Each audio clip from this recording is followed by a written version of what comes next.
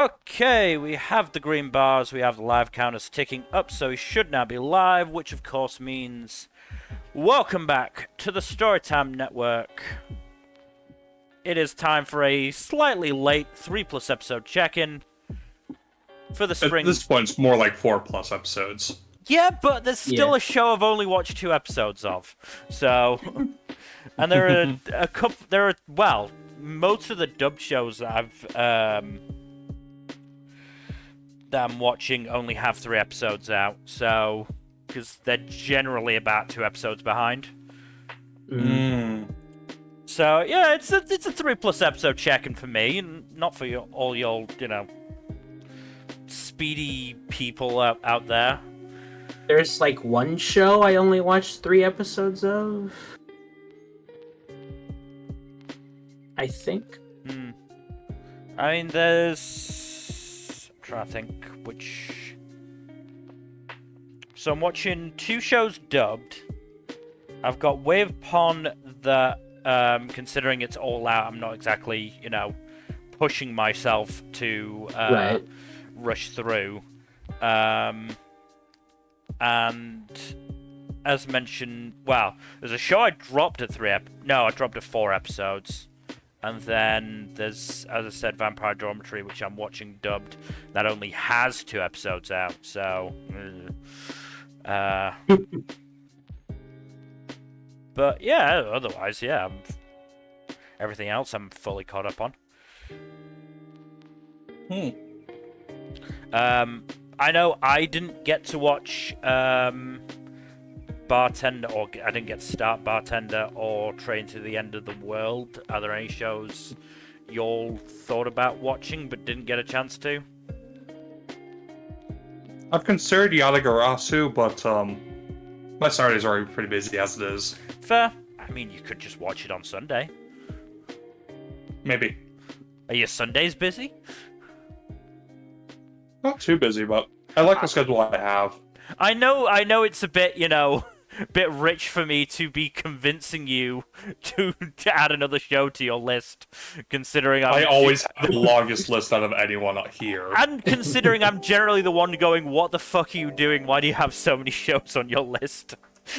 Yeah, exactly. Bit rich of me to be saying that, but, we'll get to why I think you and a lot of other people should be watching Yatagarasu.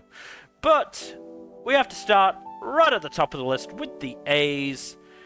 And of course we start with a salad bowl of Eccentrics. This is one show I've actually been curious about. You said you've been enjoying it before? This show has remained actually pretty decent. Okay. It's pretty fun, not gonna lie. Okay. It doesn't hurt that several of the characters have a really good face game.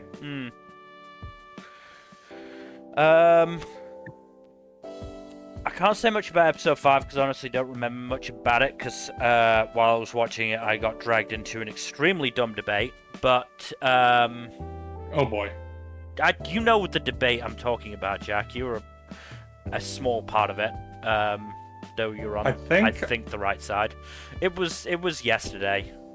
Oh, that, yeah. Yeah, that dumb debate. Yeah. But yeah, no,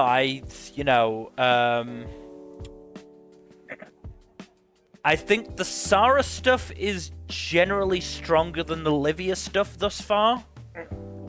Yeah. I will say, Livia just absolutely no-selling the cult's propaganda was hilarious. That was very funny that the subliminal messaging just became liminal to her. Yeah. And again, she's just like, okay, this is a fun storyline, and she just thinks of it as fiction rather than, propaganda. No, that was the funniest thing. The fact that she might have actually been more taken in by the, actual liminal messaging than the subliminal messaging. Yeah. Also, I'm not sure stabbing himself in the stomach was the ideal way to test the whole cult thing. You could have just, used your arm. Yeah, I mean, you could have just given yourself a cut, but, Just gone for a less vital area. Yeah. I did really like the bullying episode. I thought that was really good. Yep. Pretty well handled, honestly. Yeah. Much better than 90% of Japanese media. I mean, I love how both Sarah and the mum were like, yeah, beat the shit out of them, and Sosuke was the one going, maybe, you know, tone things down. We'll do a little bit. We'll do things legally. And again, I love that the mum was just like, no, fight back. If they fire me for that, I'll just sue them. Yeah, it's wrongful termination. Yeah. And hey, Sasuke knows a good lawyer. But, yeah. Also, I do like that Sosuke left his agency because he has actual standards. Yeah, no, they do seem quite shady. They do seem kind of shady. And Sarah and Sosuke's relationship has been actually wholesome and like a father-daughter relationship. Sosuke has adapted to raising this 13-year-old fairly well. Yep.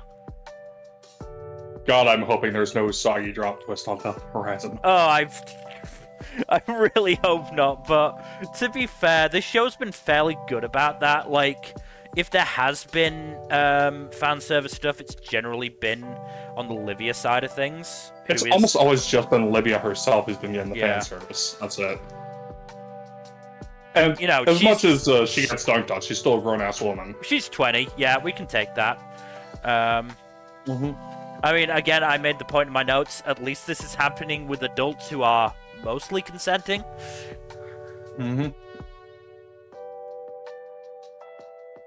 Yeah, I won't go into episode 5 stuff all that much because you don't remember much of it.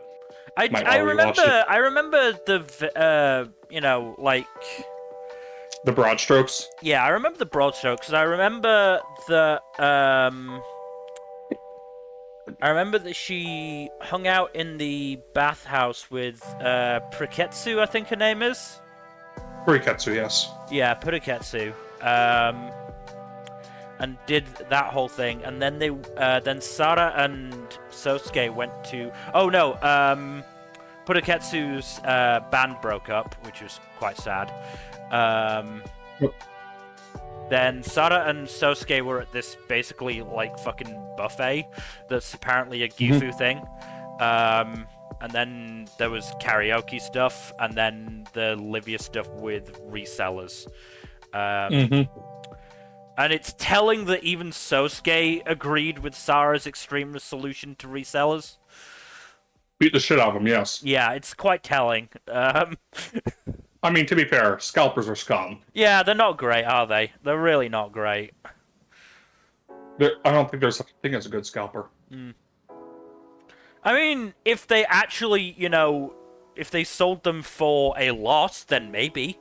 But there's no such thing, you know. There might be the occasional one, but I'm not gonna paint the entire I don't want to call it a profession because it's not a profession, but you know, entire thing with the enterprise. Entire enterprise with the same brush. But yes, it is horrifically unlikely that there is more than maybe a handful in the entire world. Yes, exactly. But yeah. Also, poor Sarge scarred for life. That was we shouldn't laugh at that kind of thing. That this 13-year-old saw two people fucking right up against a glass window, but God, it was so funnily done. That's what the screenshots from, right? That's the reaction. It is, yeah. I shouldn't be laughing at it as much as I did, but it God, it should not be as funny as it is. It was funny. It was funny. Because again, like you could tell that it was coming, because like Sosuke usually investigates infidelity and shit, anyways. Yeah, but it was like. I even said, as soon as the landscaper arrived, yes, I'm sure the landscaper is coming by to trim the hedges. Oh, he's plowing something, it's just not the lawn. Yeah. But yeah. I think we should probably move on now to our next show, which is... As a reincarnated aristocrat, I'll use my appraisal skill to rise in the world. This has been a very interesting show. Yeah, it's been pretty consistently solid so far. Did you watch today's episode number? No, I didn't even realize there was an episode today. Alright, I won't go into detail on that one then. Yeah. But yeah, we're just watching protagonist Kun go around recruiting. As one does. Yes, yeah. I liked this story with the little nerd kid and his father, and he feeling like he doesn't appreciate him or see what he's actually capable of. As it turns out, even grown men can cry. Yeah. Show's pretty good at some little emotional beats. Mm-hmm. It was also very amusing seeing what's her face do magic for the first time and just... Oh yeah, Charlotte. Yeah, seeing her magic for the first time and everyone's reaction to it. Oh yeah, I remember like ours' dad is like, we can't hire more people. We can't hire you. Hey Charlotte, you should use your magic. Boom. You know what? Never mind, you're hired. Welcome aboard. Just very funny. Yeah. Yeah, overall, pretty solid. Not too much to say right now. Ours is very fun. Yep. Kind of a badass. Yep, he's a clever little lad. I do like him. Him and Reitz have a really good dynamic between the two of them. Yeah. And I do like the addition of Charlotte to the dynamic as well. Yeah. She's very fun. Mm-hmm. Yeah. Not too much to say right now, but it's just a solid little show. Mm-hmm. It is one of the better isekais this season. Yes. At least, I think it's probably the best one that's not a sequel. I'm trying to look. I don't think I'm watching any other new isekai this season, I think about it.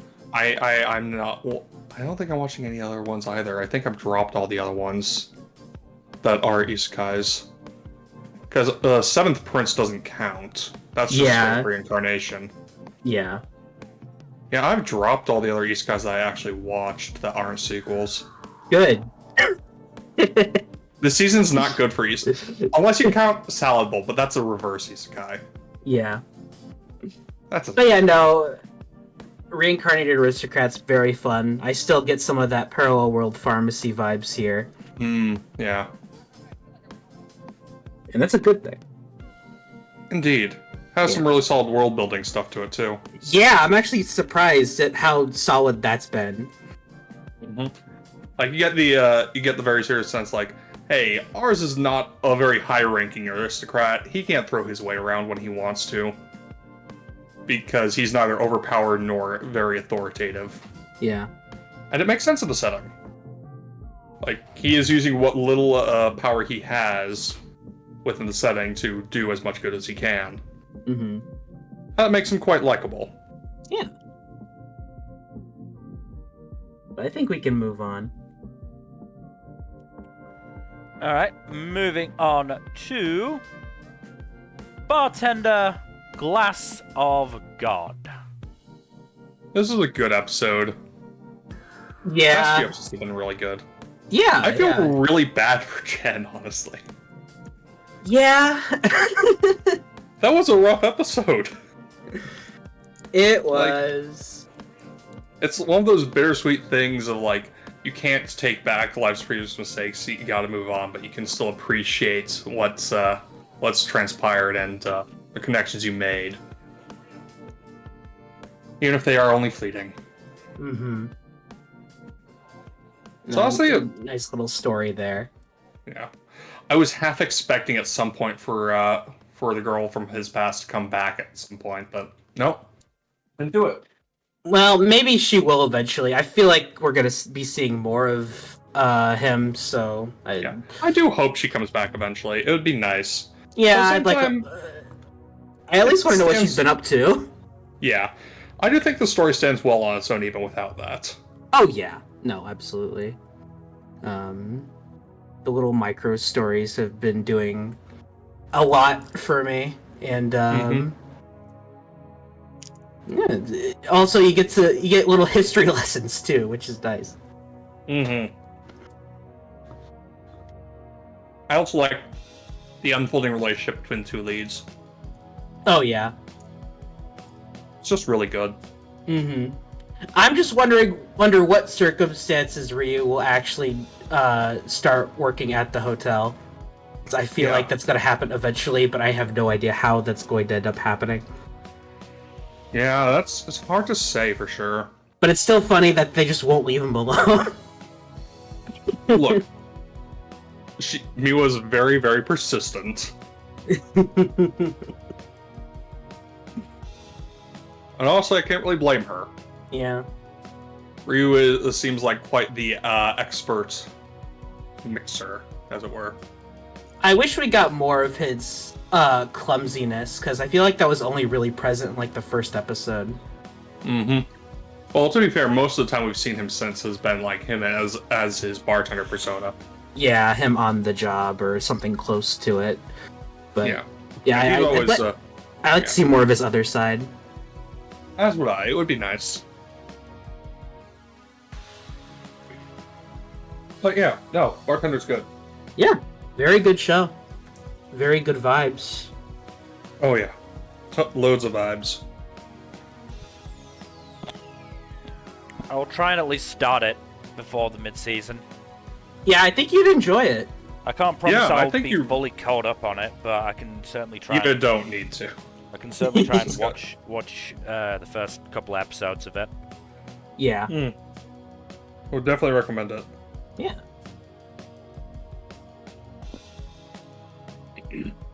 Yeah. You all ready to move on? Sure. Yeah. Yup. Yeah. All right, let's move on to Delicious in Dungeon. These past few episodes have been excellent. Yeah. I mean, look, I can't deny that I was disappointed that Kabaru didn't stay dead, but, you know. Kabaru is honestly kind of interesting to me. He seems like he's like the inverse of Laios almost. He just seems like a two-faced asshole to me. Yeah, the inverse of Laios. That doesn't... I like Laios, though. Laios is interesting. Kabaru isn't. Again. He's just your typical two-faced asshole. There's nothing special about him. You don't often get characters like Laios, though. True. I do like Laios a lot, to be honest. Yeah. I especially like his fight with Shuro was very good. I mean, it started off good and then devolved into childish fighting. Which was funny. Yeah, Yes. it was funny, but... And then they got back up and started actually hitting each other again. Meanwhile, everybody's just basically ignoring them and just letting them get it out of their system. Yeah, it was good. It was really good stuff. Also, Shuro, my dude, you're barking up a very gay tree. Yup. Speaking of, Chimera Fallon is an A+ design. Yeah. I mean, again, something else that the internet has ruined for me, so thanks. But... Mel, you can't have seen that and expect the internet not to go buck fucking wild over that. I know, I just... Again, I was seeing stuff like that before the episode even aired. Yeah. Yeah, that's unfortunate. Admittedly, most of it had Fallon in a more humanoid appearance, but, you know, still. I mean, I was so cheering Fallon to just kill Kabaru's group. I really was. I mean, she did. She did. She killed literally all of them except for Kabaru. No, the fucking half Oh no, foot she one did as kill well. Kabaru. She didn't. Yeah, she didn't kill Kabaru. She murked Kabaru. No, she did. No, did she? Uh-huh. Yeah. She didn't kill the half-foot because Chilchuk hid him away. Yeah, it's him. Another game of anime boy or girl, I know. Yeah. I think the rest did die, though. Yeah, no.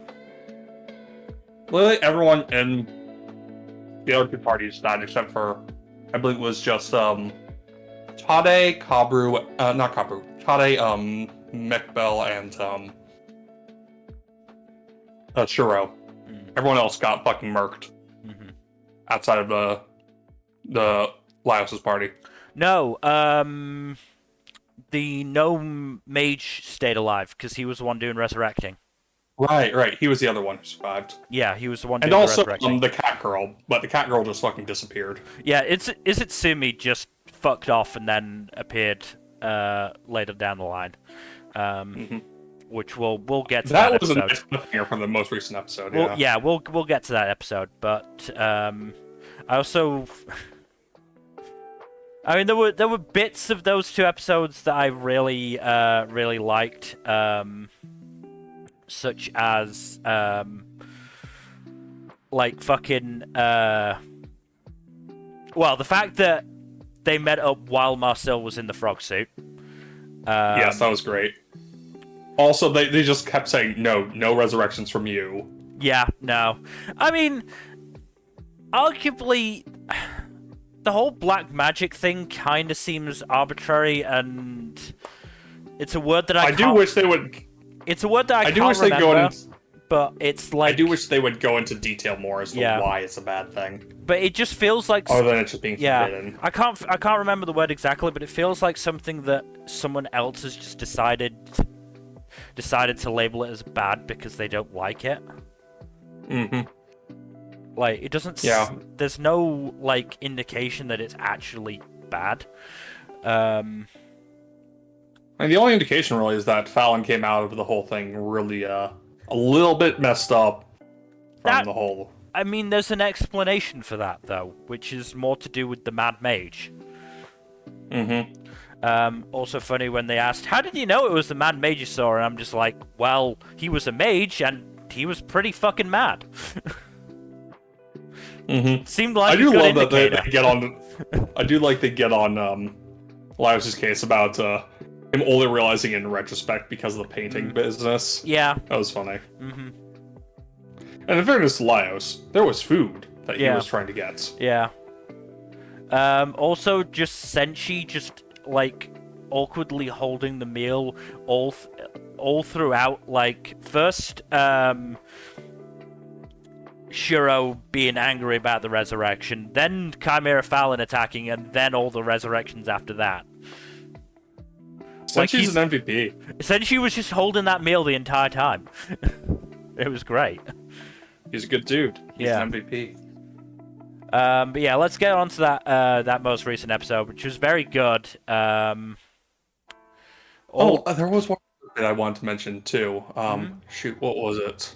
I mean, we haven't talked about the episode before they met up of first the Dryad pollen, which, you know, a pollen reaction was, or a fucking hay fever reaction was better than I worried about when I heard Dryad pollen. But also, like... Marcel's pose when she's frozen. Senshi treating Chilchuk like a child when he's, like, 30.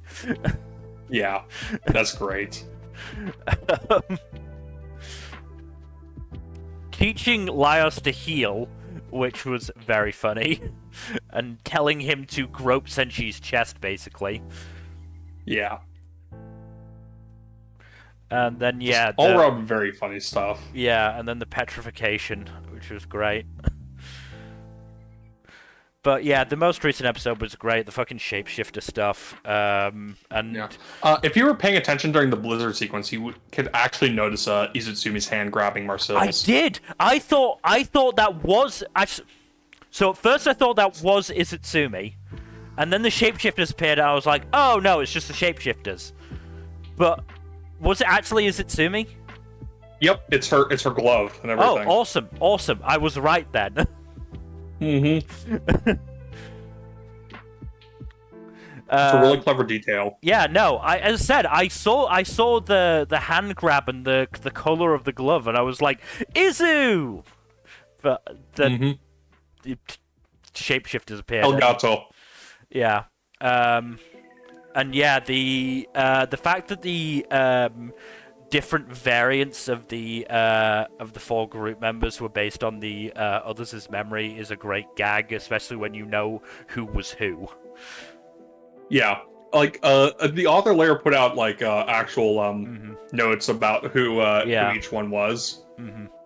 I mean, it's so funny the fact that none of the other 3 have a particularly, great opinion of Laios. Yeah, and Laios' doppelgangers were by far the easiest to suss out. I mean, yeah.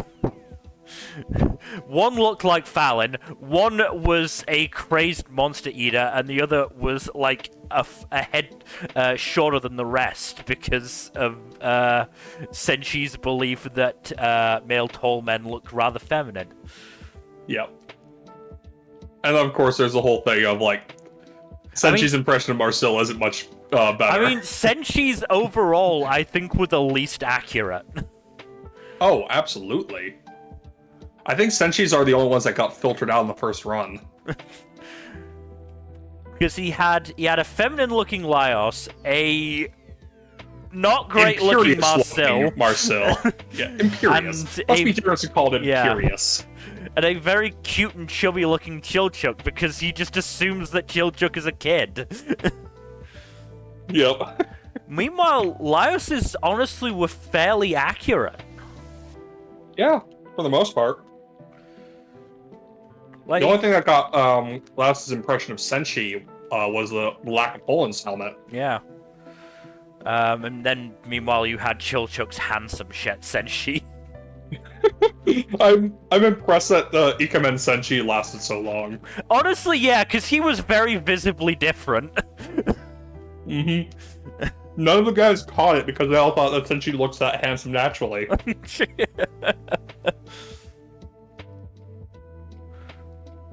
I mean, I think out of all of them, the Chilchuk one was probably the hardest to figure out.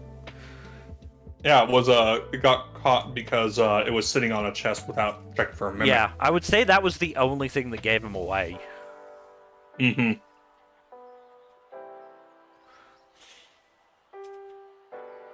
But no, Delicious in Dungeon is still very, very good. Oh yeah. I look forward to seeing more of Elgato next week. And looking forward to seeing Izu join the party, considering she apparently adds strange things to food, so hey, she'll fit in really well. Yep. Oh, there was one other thing I wanted to mention. It was when Laios was fighting Shuro, he outright boasted like he's in better fighting shape because he actually, eats properly and gets rest. Yeah. While Shuro had run himself ragged and basically half-starved himself in order to do what he was doing. Yeah. And like, hey, there's a message for you, kids. I mean, it's the message of the show, basically. Yeah, self-care is important. Yeah. I mean, that's a good message. Yeah, from that fight as well, like, Shuro did not improve his standing in my eyes by, like, complaining that Laios can't read the room. Like, yeah, no, shut the Laios fuck up. is very clearly autistic. I mean, not even that. I just think reading the room is such dumb bullshit to begin with. No, I agree. But Laios is like, I love Laios saying, how was I supposed to know that? You didn't tell me any of that. Yeah, no, Things would be so much easier if people just fucking said what they were thinking. And said what they were feeling, honestly, for fuck's sake. The author of Delicious in Dungeon is so base for just using a character from a Japanese cultural counterpart and saying, like, hey, cultures that rely on low-context languages and are very much about, like, reading the subtext, reading the room, are very unforgiving to people like Laios. Yeah. Maybe you should think about that. Also, apparently, so I looked it up, and it's kind of funny. so Shiro's actual name is Toshiro. Yeah. And Laios apparently misheard it the first time they met and just introduced him as Shiro to everyone. And Toshiro was too awkward to correct anyone. He was just trying too hard to be polite and just never thought of any way to correct anyone on it. God because damn it. he's too polite about it. That is Yeah, not exactly. what that was not what I was thinking. I thought he was like legitimately was using Shiro as an alias. Because he's like some big shot from back east. So it's like, I can't give my real name. No, it's just Laios being awkward and him being too fucking polite. It is so much funnier that way, honestly, though. It is, yeah. He is in hell of his own making. Yeah. Because he cannot break his own cultural norms. But yeah, we should probably move on to our next show, which is our first proper sequel. It's not Demon Slayer, because that shit still isn't out. It is The Duke of Death and His Maid, Season 3. This one has dropped some really interesting episodes lately. Last week's episode went into detail on the Duke's grandfather and his history with Sade, who is very it does do a lot to humanize Sade by exploring her relationship with Victor, but at the same time she is fucking terrifying. Like, seriously, woman is unhinged. But there's also a bit from a couple weeks before that where we see some of Sade's not clones per se, but like some familiars slash creations wreaking havoc here and there, and one of them, and the Duke and his friends and companions managed to defeat them one by one. One of them gets defeated because it just straight up runs into the Duke and dies on impact. Because, you know, his touch of death. It's very funny. The whole thing with Alice's mom as well has been very fun, and yeah, it's very fun stuff. But the backstory stuff with Victor and Sade was the most interesting, I think, so far this season. There's a lot to flesh out, both the overall backstory and what Sade's deal is. Like, doesn't make her less of a terrifying villain, but it does make her more human, I suppose. But yes, let us move on then. Alright, let's move on to Go Loser Ranger. I'm dropping it. Double rip. Yeah, it's it's not a bad show. It's just I think my problem with it is just that I'm not very compelled by the main character trying to overcome the heroes here, because I don't really find them to be that malicious. I mean, they're pretty shitty, and like what they're doing isn't good at all.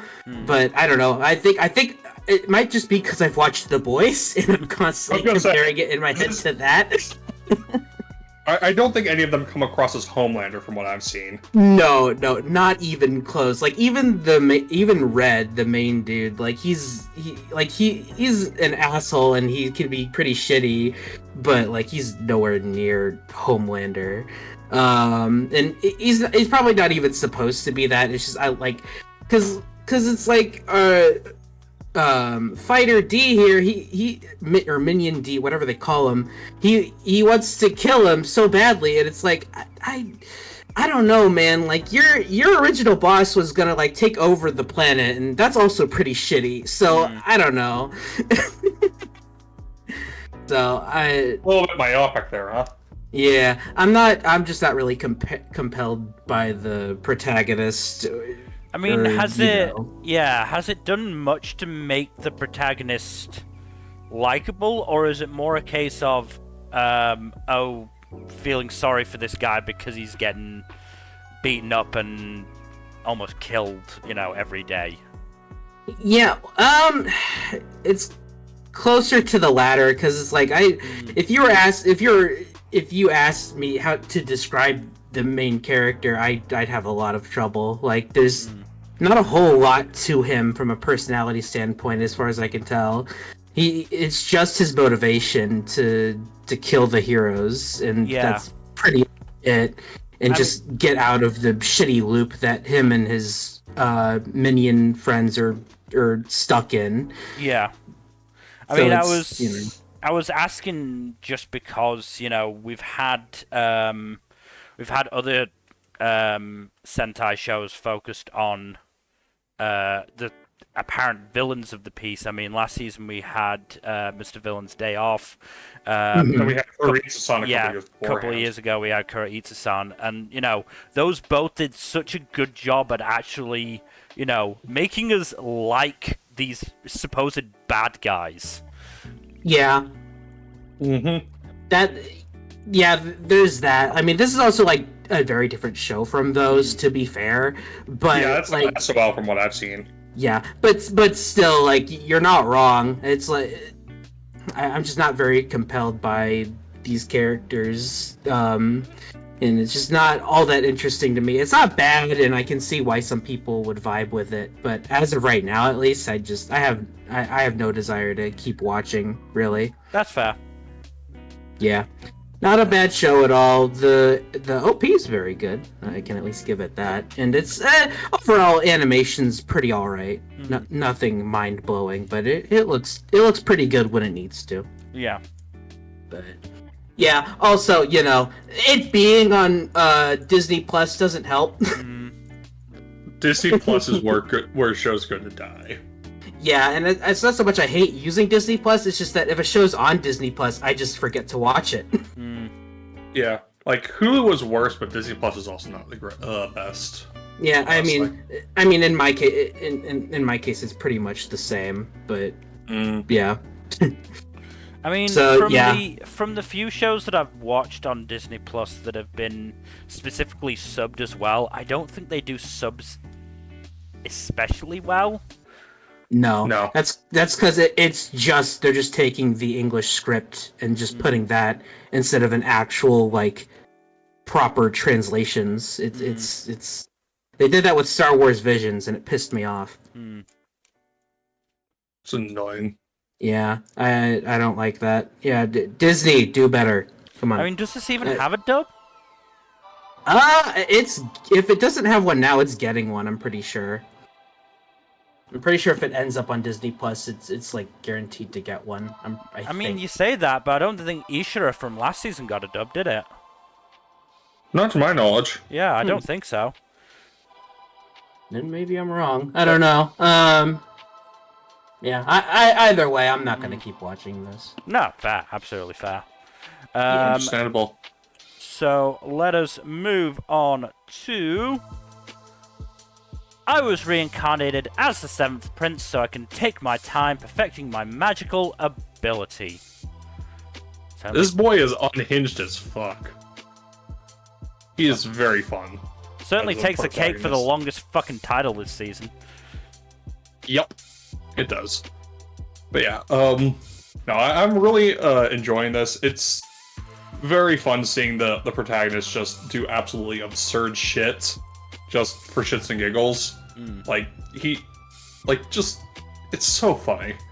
And so entertaining. But, some of the other characters are also unhinged in different ways as well, and it's fun to watch them go absolutely apeshit in, interesting ways. Like, the Maid just absolutely going fucking ham with her swordplay, and just wrecking shit.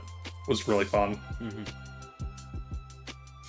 Yeah, no, this is, very much my trash of the season. It's a guilty pleasure for sure, but I am having a good time with it. Fair enough. I mean, my only thing with overpowered protagonists is eventually there has to be some kind of challenge, otherwise it just gets boring. Oh, absolutely. And yeah, no, I get that. Is there a sign of this happening? Potentially. I mean, don't know for sure we yet. But... we are only at what, 4 or 5 episodes? Yeah, we're less than halfway into the season, so There's still could some be. time, but yeah. Like the funny thing with him is like his brother suggests that he try to properly put his name in the ring for the line of succession, and he's like, no, I don't want that. No, thank you. Goodbye.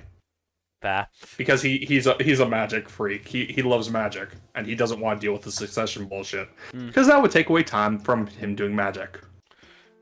I mean, And you know what? I can respect a hyperfixation. the Wizard King in Black Clover manages to make it work. True, but like, he's not like the king. He's just the wizard king. Thank God. He doesn't have to deal with political bullshit Yeah. to the same degree. If only he was the King, though. Yeah, the actual king in Black Clover is kind of a piece of shit. Yeah. Regardless, let's move on to something I know you'll be much more enthusiastic to talk about, Mel. Let's move on to... Jellyfish can't swim in the night. The show. So this is This gay, show's right? so good. Yes, it's gay. Yes. Yes. Yes. We did it. Like- We made it. I'm sorry, there's no way you can explain that fucking cheek kiss away as platonic. No, that was absolutely gay. So if you paid attention to the lyrics of the ED for episode 5, one of the last lines is Sono yoru ga watashi wa skida, which is that's the night or yoru that I love. Which I mean, is, we had subtle. yeah. I mean, we also had in episode 4, I believe it, Mahiru saying that there was somebody she was interested in without actually saying a name. Yep. That is more than just subtext. Yeah, At that point. I don't think there's any way they can. I'm gonna be so upset if they do actually, walk this back. No, they can't. They can't do that. They can't do that to me. They had an aquarium date, damn it. That is as sapphic as you get. I mean, fucking Kano wore Mahiru's uniform. And then stuffed her Mahiru's face into her stomach. So. Yeah. Also, I've seen some people speculate online that the reason that Kano punched her bandmates was possibly because she came out to them, and said bandmate just made fun of her for it or something. I As don't know. possibility. I don't think there's been any hints of that. Meru just, I'm fairly sure it was Meru, right? Was the Something, one. Yeah. something like that, yeah. She just kind of seems like a dick, if I'm brutally Yeah. honest. Yeah. I don't I mean- think. You know what? I'm not necessarily gonna jump to homophobia right now, but because for the time being, she just seems like a regular dick. Yeah. She does come across as kind of just a regular asshole, yes. Yeah. Yeah, I could see it either way, but yeah, we need to know more first. Yeah. Also, But- Kano's Yes. older sister, though, is really cool. no. Yeah. Mion is great though. Yeah, feels bad, man, for Kano and her obviously rough relationship with her mother. Yeah. Yeah. Also, Mion just accidentally making the song a curse song is hilarious. Yeah, that was great. That was hilarious.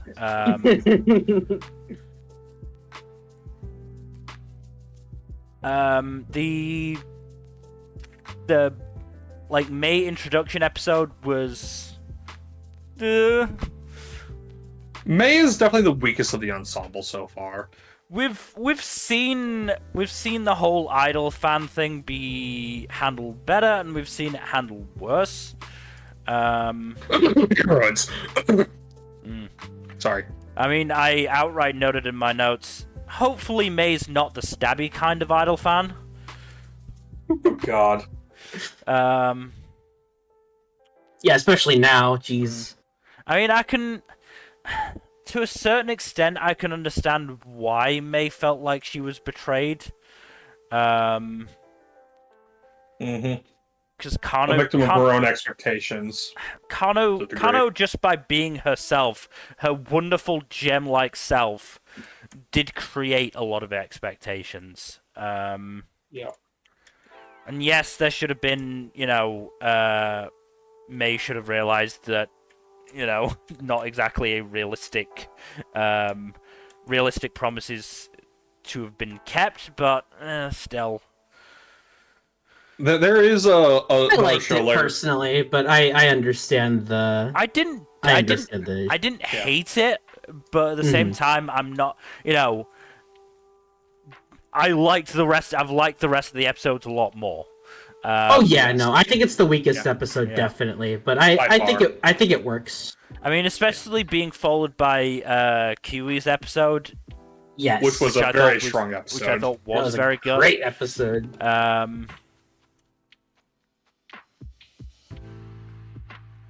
And episode 5 was obviously Mahiru's self-doubt episode, which, if I'm honest, I saw coming. Yeah, it was kind of there. Syndrome. It was something that was always gonna happen because of who were the other members of the group. But I'm hopeful that it's been resolved. It seems like it has. She's turned that into motivation to improve as an artist, and I think that's good. Yeah, I mean, right before she started working through it, I was like, I'm really not sure how Mahiru gets through this, and I was like, oh, sheer stubbornness, okay. I'll take that. It works. Yeah, no, hey, if it works, it works.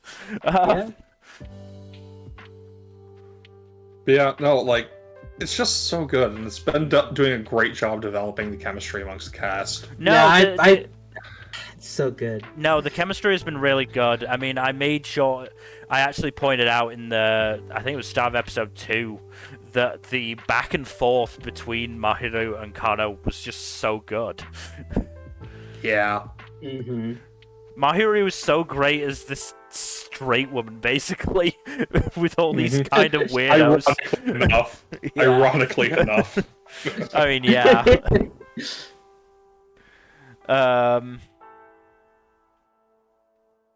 It'll be fun to see that the fallout from that kiss explored a lot. I need the next episode now, please. I mean, I saw somebody on Twitter compare it to the Luce and Amity cheek kiss in Owl House. So, fingers crossed we get as good a resolution as that. Oh, fingers crossed. Knock on wood and all that. Yeah. I wish there was a manga for me to read. God damn it. That is the blessing and the curse of having no source material to draw from. I mean, that is the thing that's keeping my hope alive that they aren't going to walk it back. Because it doesn't seem like these guys are cowards, unlike certain other shows that are cowards. I'm seeing a lot of people call this bait, and I'm like, we'll are we see. watching the same show? No, we've crossed the bait line. You cannot interpret that. You can't interpret the majority of that episode in any way that is straight. No, exactly. I absolutely agree, but anime has walked back worse. I know, I know, but still, and the writing here is too smart. I am so hopeful that this will happen. I just can't let my hopes get too high. I've been burned by anime right now. I've been burned by anime way too many times before. Yeah. Same. But, up until the cheek kiss, there was enough that you could honestly say, alright, they could probably explain this away. But the cheek kiss is just going such a step too far, and especially the way that, both of them reacted to it. Did you see Kana's expression? That was just so much longing in that look. Yeah. Just absolutely, I don't know how they'd walk this back without completely breaking the back of the show. And hey, we haven't gotten any of the weird fucking fan service from episode 1, so I'm happy with that at least. Yeah. If nothing else, I'm happy with that. I think that was just a weird few seconds. Yeah. That's all. Yeah. It's very odd, but other than that, it's still really good. This show's spectacular. No, the show's very, very good, yeah. I fucking love it. Easy top 5 show this season. Easy. Yeah. Inject it in my veins. I need more of that good shit. Yeah, I mean, the last thing I was just gonna say, I didn't know throughout what I was saying for episodes 2 to 4, I was basically saying Kano is semi-accidentally flirting with Mahiru, and sometimes Mahiru is even flirting back. I don't think it was accidental at this point. Yeah. I don't think it was accidental. Yeah, at this point, least on probably Kano's not, part. but I mean... I even said, just wait, Kiwi, Kano will hit on you semi-accidentally eventually. Yeah. But yes, we should move on to another excellent show. another the big season. hitter of the season with Kaiju No. 8. Most of Damn. this episode had a lot of really good stuff in it, both action and comedy-wise. But yeah, the start of episode 2 really reminded me that Kafka really deep-throated that Kaiju. God fucking damn it. Okay, you didn't need to put it like that. I did, though. Can't help yourself, can ya? It's not a matter of trying to stop myself, it's a matter of wanting to do it, because it's funny. Mm-hmm. But yeah, no, it's still good set of episodes so far. No, first 3 episodes or the first 4 episodes, I should say. But these 3 episodes were very good. That old man was 103? Yep. Jesus. No wonder he was so frail. Jesus Christ. Also, Kafka, stop smiling. The smiling is not helping anything. That was so funny. So funny. Everyone just freaking the fuck out over it. Was so funny. Yeah. But yeah, no. Kikoru and Kafka's dynamic is already fantastic. God damn it, Kafka, stop making promises you can't back up. Yep. Also, him just shamelessly begging Kikoru to not rat him out was so funny. Yeah. Yes. I mean, it makes sense. I wouldn't want to. I wouldn't want to be in his position. Also, Hoshina just absolutely pissing himself at Kafka is great. Yes. Yeah, no, Hoshina was funny. He's just like, and he thought Kafka was very funny too. It's just a shame that he's now uber suspicious of Kafka. Quite rightfully, Kafka's not done a amazing job at hiding his kaiju-ness. Kafka is not good at being subtle. No. No. But hey, it works. I do think I have a fairly good idea of where this arc is, where the anime is going to end off, but I'm not sure yet. Yeah. Because the pacing has been a bit hard to tell with, for sure. I do like it so far. Also, like, Kikoru's daddy issues are very understandable, honestly. Yeah. Well, your dad is that much of a hard ass. In episode, in episode 4, when Kikoru was struggling with the resurrected kaiju, I was like, yeah, kaijus tend not to care about daddy issues, but if they did, Kikoru's would be big enough for them to notice. I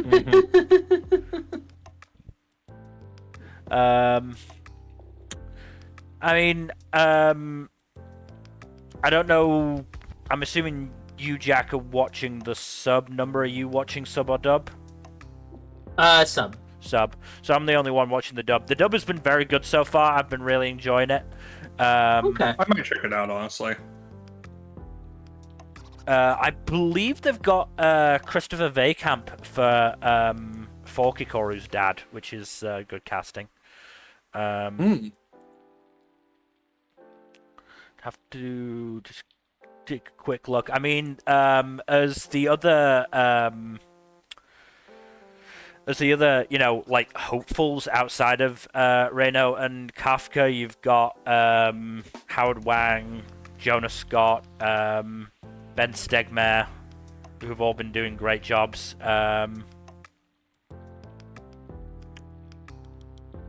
Yeah. What else do I want to shout out? I mean, obviously, shout out the main cast. Naze Tasha as Kafka, Adam MacArthur as Reno, and Abigail Blythe as Kikoru, who've been doing fantastic fucking work. So yeah, no, it's been really good. I also want to shout out the OST, which has been really good. Yeah, the OST's been really Oh strong. yeah, I've been really very enjoying very that. solid. The animation's been pretty good when they've been going all out. Like the cut of Kafka just punching the kaiju to death was great. I mean, I've been Both times seeing, we saw yeah, it. I've been seeing some people saying that the art style is a bit too basic, but I'm like, so fucking what? They kind of need to It would make it a little bit more basic in order to, actually animate it properly. I don't know. I think they're doing well enough because they're saving enough for the big moments that they actually need. And, they're doing well enough in the comedy moments. I think it's honestly fine thus far. Yeah. No, I don't have any actual complaints about the animation or anything. Yeah. Like, I do think the art style is a downgrade, but I think it's mostly to the anime's benefit, so I don't really have an issue with it. I mean, it's sort of in a similar vein to something like Mob Psycho, where the simpler art style is allowing them to do more with it. And last thing on the production side, I'm not the biggest fan of the OP, but the ED is fucking great. Oh no, the ED is great. I like both, but I like the ED more. The OP has grown on me, but I think the ED is better. Yeah, the OP has grown on me as well. I think it's pretty interesting. It's definitely distinct. Yes. More unique among the majority of OPs we see nowadays. And the ED is just good vibes. I like it a lot.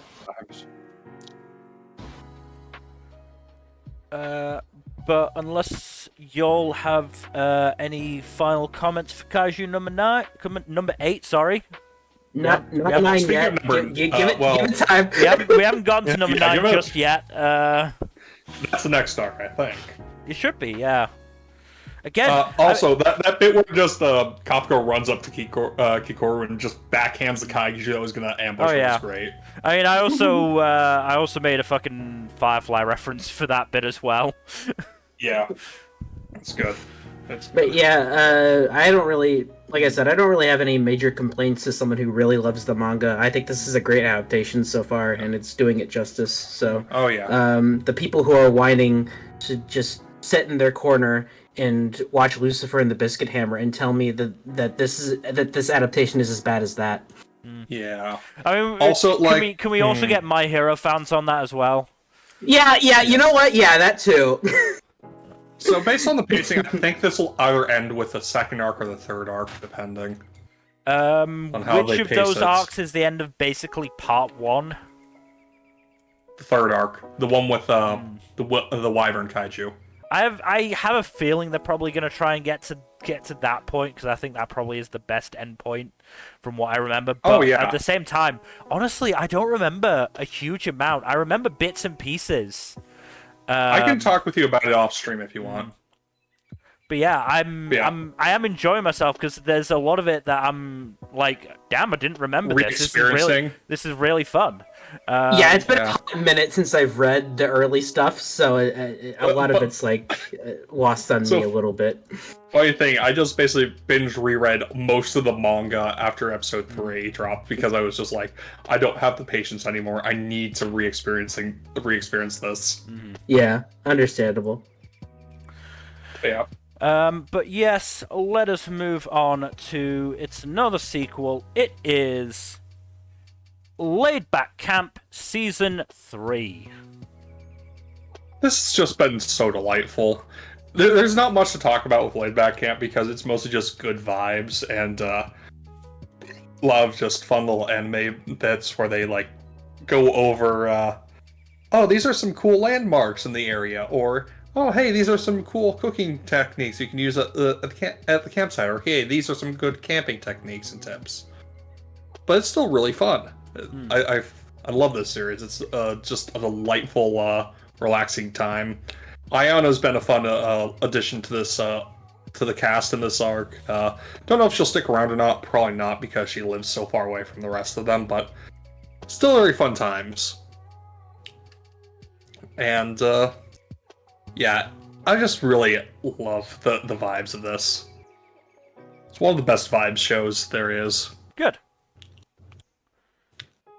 Let's move Not on. much else to say. Let's move on to something that I'm fairly sure is a little less comfy. It is the many sides of voice actor radio. Ah, that was satisfying. Well, that escalated quickly. Jesus Christ. Yeah. Also, fuck that guy. No, absolutely fuck that guy. But we got a whole bunch of drama in episode 4.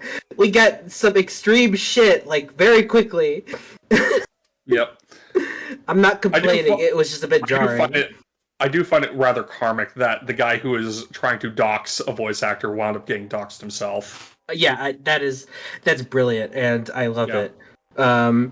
Interesting choice to basically tease this, not with this guy, but with the nerd kid in the class instead. Yeah. Which was interesting. It was a good bait and switch at the very least. Yeah, I like it. I like how the nerd kid isn't actually he's a little bit of a creep, but he isn't like, an asshole.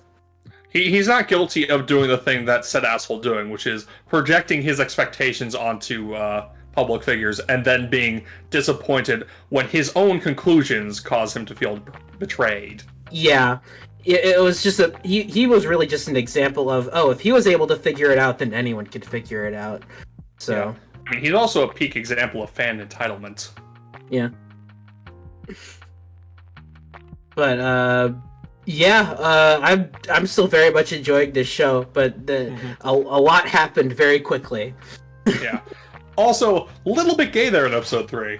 Oh, a little. that was. That scene was very, very, very gay. Yeah, that was very gay. Not that I'm complaining, of course, but it was like, wow. It's like, okay, all right. You a little too jazzed to feel her chest right now. I'm gonna be honest. Yuki is not subtle. No, she is not. No, not at all. But no, very, very good show, very solid. I suspected from the second we saw the scandal article that guy was her father. Yeah, no, it was pretty clear. Yeah, I immediately saw that coming, which it is fine. It works out just fine, but a little bit predictable there. I mean, it could have been worse. Oh yeah, could have been handled a lot worse. Oh yeah. Yeah, I do like that Yasumi and Yuki are just going to be showcasing their actual dynamic more on their show now. Yes, I think that is for the best, though I do like the idea of them trying to maintain their personas while their actual selves are getting on each other's nerves. I think that's a good formula for comedy, but I think it's a bit better for them to just stick with their actual selves. I think that's a bit more interesting. I think the persona thing would have been a bit difficult to maintain consistently. Also, apparently, I had forgotten about this, but yeah, the Source Light novels are in fact Yuri. Oh, are they? Oh, awesome. Yeah. Yeah. Apparently they weren't originally marketed as such, but as the series went on, the author was like, you know what? Fuck it. This is Yuri now. Fuck it. These bitches gay. And you know what? Good for them. Good. Yes. That's the way it should be. Yes. I mean, I'm just imagining the author being like, look, I'm just gonna write a story about two girls who form a reluctant friendship, and it's not gonna go any further than that. Oh. Shit. It's like they're making a dish and just like... they're making a dish and just a pinch of your oops, spill the whole jar in there. Yeah, they're writing the bath scene. It's like, wait, no, this... I can't do it. I gotta make this gayer. I gotta do it. I mean, hey, Yuri fans are eating fucking well this season, then.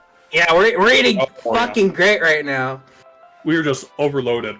Yes. Can somebody give me my yaoi food now, please? It's Tadayama Kairi. That's your yaoi for the season. Yeah, there it is. That's your... No, I fucking read the Anifem 3+ episode check-in, and it's just exactly what I expected it would be. Like, it's just boring. Rip. It's just nothing happening. Damn. But yeah. I'm not seeing any yaoi for next season either. Though there is an anime about a cross-dressing guy. Yeah. So there's that. There is a yaoi series next season. We'll get on to a Focus. cross-dressing series that I wish was yaoi later on, but whatever. But yeah, no, this show's very good. Really enjoying it. I'm curious to see where things go from here, since the dynamics changed just a little bit. Status quo shakeup, and I appreciate that. Yeah, and I like that as well. The status quo can go fuck itself. I like to see things change and become different. Yes, I like change. It's time to face the strange changes. Moving on. I will not apologize for that reference. Yeah, no, I got the reference. I'm just choosing to ignore it. Okay, moving on. Nah, it's anything else to say about voice actor radio? No, I just good on her for punching that dude. That was wrong. I will say I do like episode 3 having the bit where they both say like how much they respect each other and their skills. Right before Yasumi accidentally starts torpedoing their relationship by, being unable to shut up while dissing Yuhi. Yeah, also saying that they're the only ones that are on each other's minds. Sure. That was very straight behavior. Yes. So is this gonna be a fucking rivals to lovers thing? Probably. Yes, and that's I love that because I love that love that shit. That's a good dynamic. My little fanfic reading heart approves. Yes. But now moving on.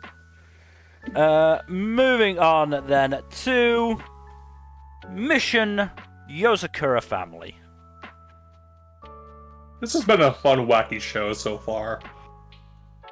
There's been a little bit of exploration into the other siblings of the family besides Mutsumi and besides Kyoshiro, thank God. Koichiro is just the worst, and I'm glad that the other siblings are getting more focus than him so far. He didn't get a whole lot of focus, in, at least in most chapters from what I remember. Good. He's a piece of shit. Yeah. But yeah, the other siblings are great. Kengo is just such a delightful little shit. So I think episode 4 was focused mostly on Kengo and Shinzo, and they were fun. And there's been bits of focus on the other siblings so far, but I imagine it's going to rotate focus here and there. There's also been a good deal of focus on, the main couple as well, which is also good. Mutsumi and Taiyo have a really fun dynamic, and it's just a very sweet relationship between the two of them. Also, the training that Taiyo is undergoing is absolutely fucking unhinged. It is wild. The kind of spy bullshit that he's having to learn. Oh my god, I forgot Aoyuki's in this. She's in fucking everything. Yes, she is. This time she's playing the hacker chick, so that's nice. Okay, I was wondering, but I'm like, yeah, that makes sense to me. Yeah. Just so much. She's in so much stuff. Jesus. Yeah. But yeah, no, this has been a very good time so far. I've been enjoying it. I probably should check out the manga at some point. I remember reading some of it, but it's been a hot minute. Yeah, I read a good amount of it, but just kind of fell off after some weird power creep shit started happening. I'm like, I'm good. It's not bad though. That said, a lot of people really like it. That said, Jack, you have other Weekly Shonen Jump manga that you need to read first. Look, Akane Banashi is not something I know whether or not I will be able to really vibe with. Because I've tried vibing with it before, and it's hard, because I don't do very well with Rakugo. it's like one of those cultural things that I just don't get to the There's same degree as some also of the other stuff in Japanese Kagurabachi. I should read Kagurabachi, actually, yes. You know the thing that's been fucking ranking like 2nd and 4th on the fucking Shoseki rankings the last 3 days. Wild. Absolutely wild. Yeah, no, but fucking wild. Yeah. Becoming a meme Power really memes. helped it.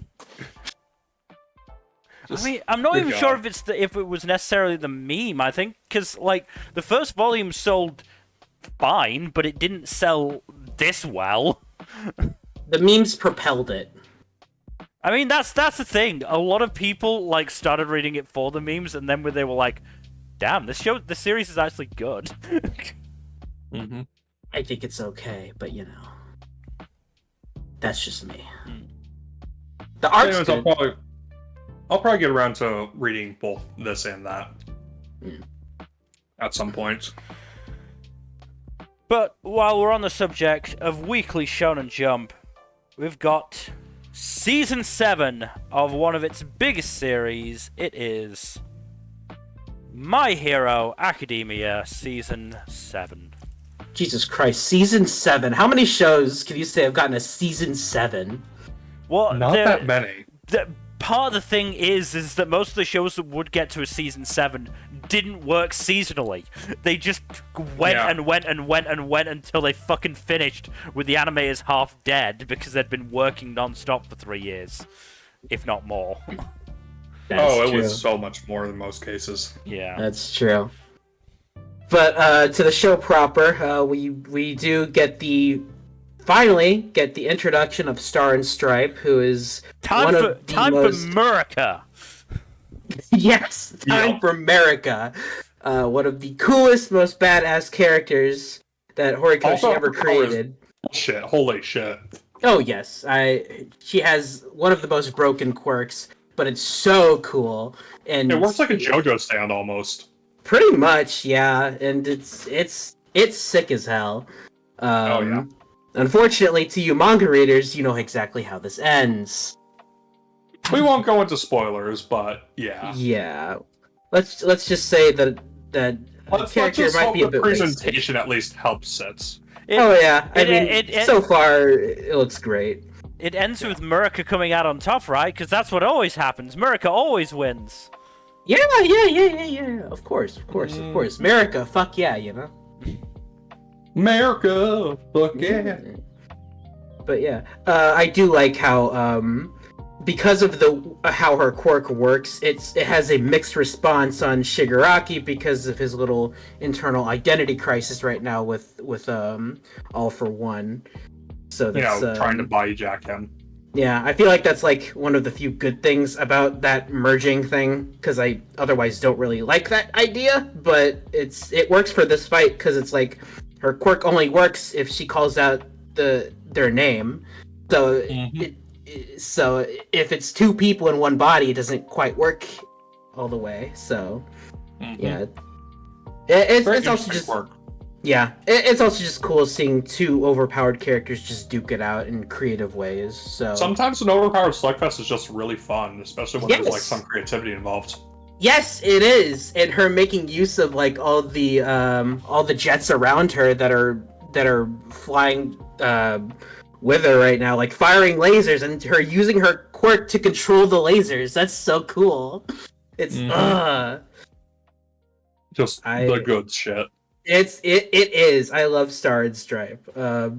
So the season's starting off very strongly, but yeah. Star and Stripe also just has a really sick design. Yeah. I'm glad Horikoshi was unafraid to draw her as beefy as fucking possible.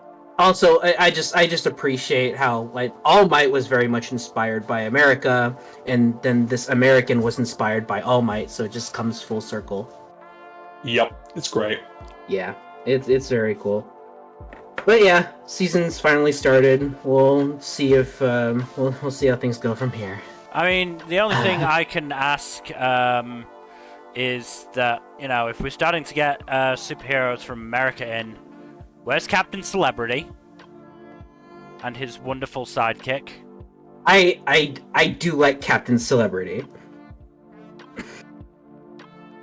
I would not be opposed to him showing up. No, what we need, we need Captain Celebrity, and we need Skycrawler coming in, saving the day. Yes, Skycrawler saving the day. Yeah, absolutely. I'm assuming these references to vigilantes. Yep. Yes. Yeah. Skycrawler. Give me my Vigilantes anime, please. Vigilantes was so fucking good. I wasn't that huge on it personally, but there are some things I do enjoy about it. The final arc was dragged out, but for the most part, I did think it was very good. Yeah. Knuckle Duster is just fucking wonderful. I fucking love him so much. He's so cool. He's just so fucking funny. I would watch a Vigilantes anime just for him. Yeah. But we should probably move on. But yeah, season 7 has started finally. Also, I don't like the OP. The OP is pretty mid, honestly, by Hiraka standards. Yeah, it is. I just don't vibe with it.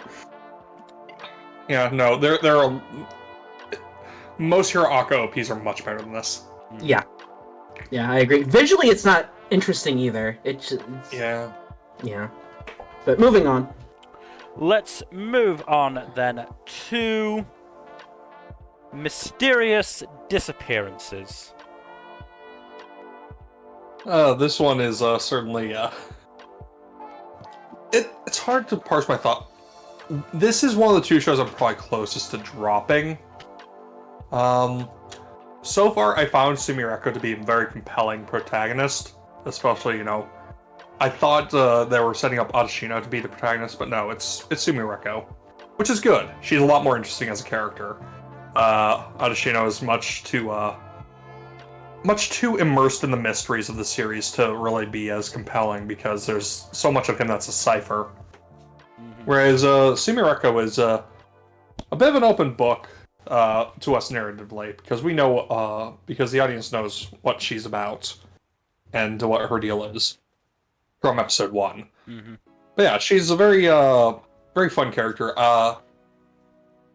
The camera has been less focused on her massive badonkadonkers in past couple episodes than it was in the first episode or two. Good. Which I'm glad they have stopped putting quite so much male gaze on there. That helps a lot.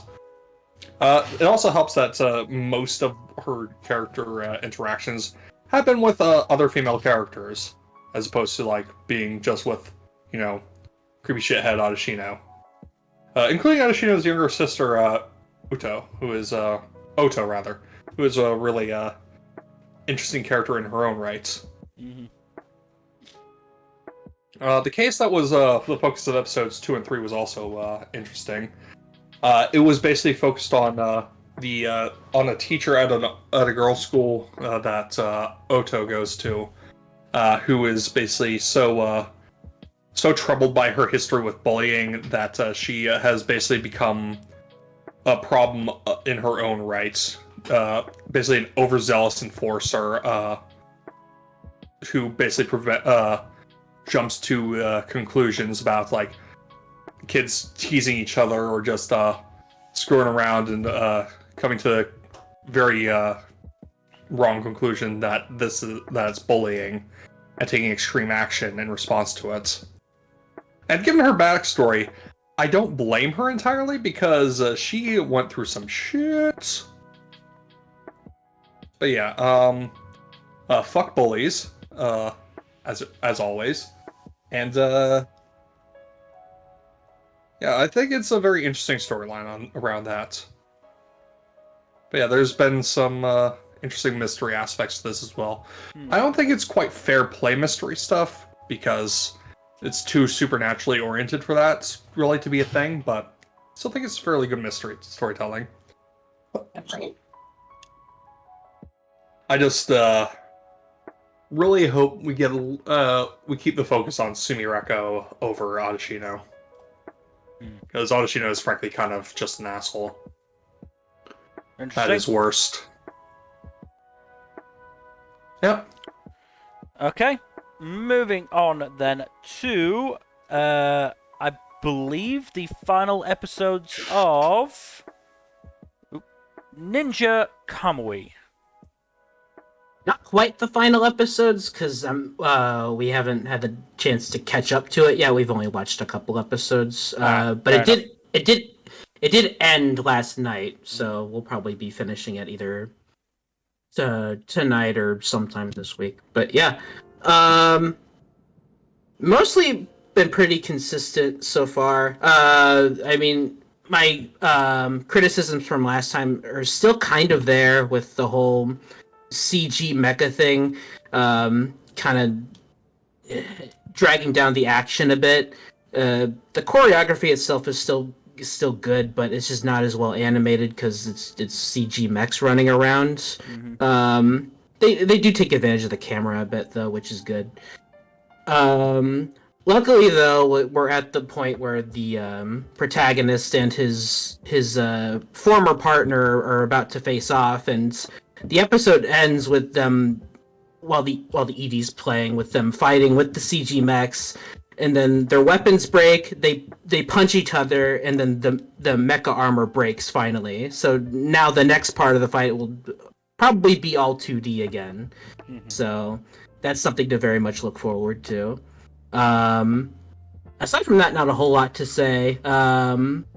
One of the main characters, Emma, unfortunately got killed off, which is sad, but not entirely unexpected. I did kind of predict that one of the characters was going to get killed off, but she got a pretty good goodbye there. So, but yeah, not too much in terms of criticism, really. It's just a fun action show for the most part, with some decent comedy here and there. Mm-hmm. But yeah, it's good fun. I look forward to finishing it up.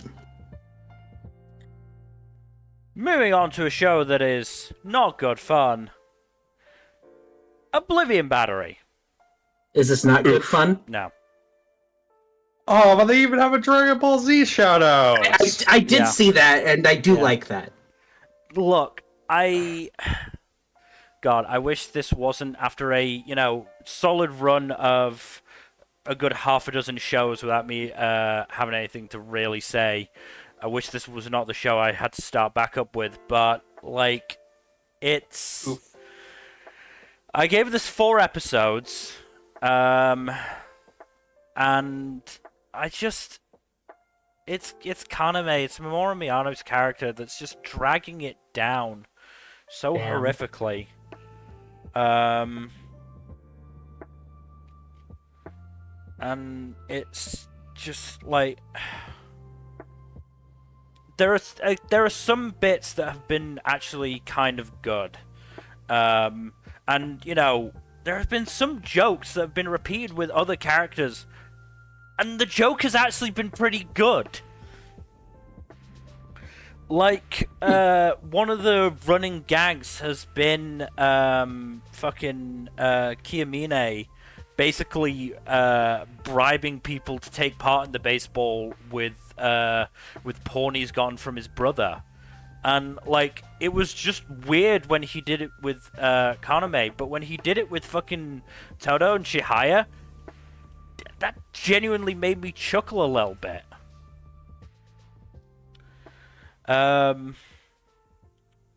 But yeah, Episode 4 was not terrible. It was mostly a practice match with a team that was basically the main character from it. Made a promise that he'd catch up to Kiyomine and Kaname. And then obviously Kaname had his whole fucking amnesia thing. But again, it's just not... I don't really know what to say other than that I just don't find the show funny, and I think the show is way too focused on being a comedy. Unfortunate. Because there is genuine pathos in this, and there is a genuine story here that could actually be good. But they're just too focused on the comedy aspect of it. I mean, they had a thing where the manager of the other school was watching Kiyomine, Todo, and Chihaya, all three of whom he wanted for his team, watching them do well and like fucking fanboying over them, which again was sort of funny but lost its impact, you know, after the first half a dozen times it happened.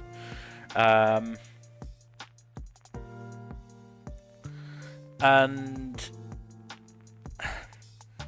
again, they try and get a lot of comedy out of Yamada being basically the straight man to, you know, everyone else's weirdness, but he's gotten basically no focus for the vast majority of the show, so it's tough to really identify with him being this, you know, audience surrogate for us.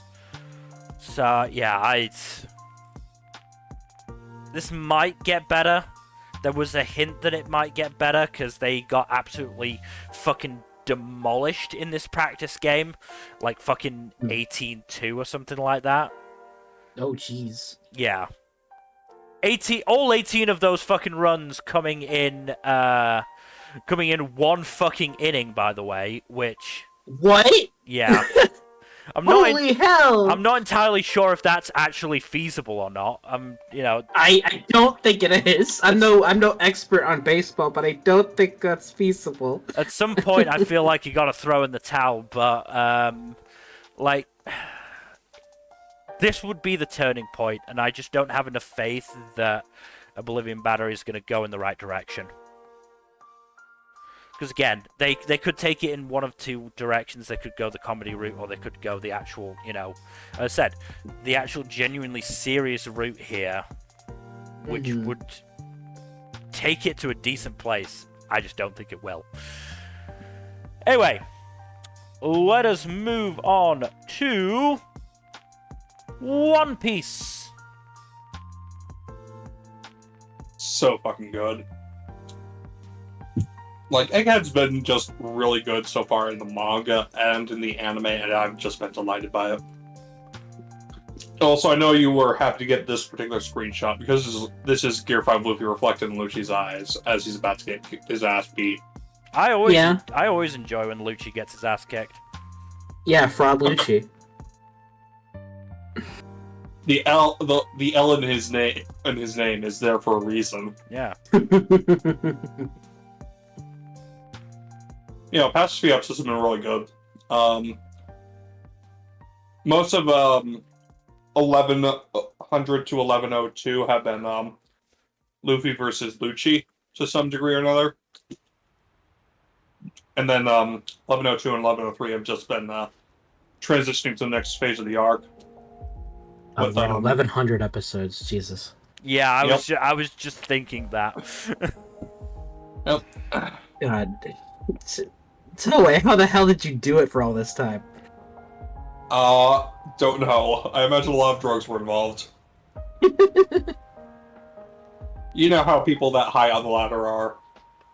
I wonder how many people at Toei have been working on this show for all this time. Well, I don't know how many people have worked on the show, but to give you an idea of how far ahead in the production they are, they've been a couple of animators and anime directors have been posting little teases about the full LED part of the arc and Galaxy Impact, which I'm excited to see at this point.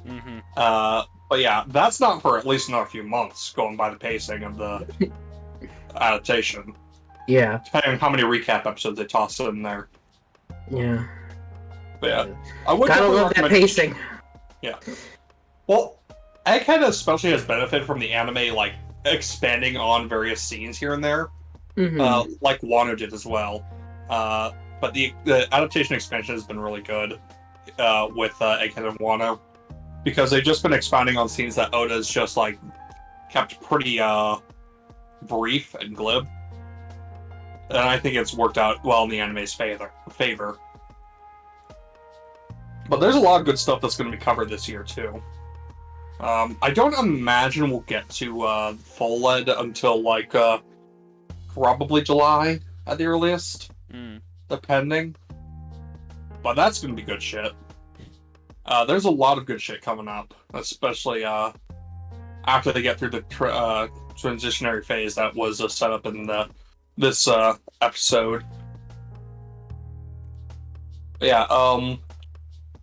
Yesterday's episode was basically CP0 arriving and Kaku getting into a fight with Zoro again. Best giraffe boy. Yes. I can't believe you're saying that number when you're a fan of Starlight. Yeah, that you have a point, but look. I mean, like, best human giraffe hybrid. I'll give you that one. I mean, I feel like it's probably a competition of one, but you know. Hey, I'm sure there is another human giraffe hybrid somewhere in anime. Maybe, I don't know. Look, if we can have like multiple men turning into tigers in anime, then I don't see why it can't be the same for giraffes. I'm just saying. No, fair. But yeah, no, One Piece good. Toei's really been popping off lately, especially with that Luffy versus Lucci fight. Yeah. Just, they went absolutely ham with it, and I am impressed with them for that. Yeah.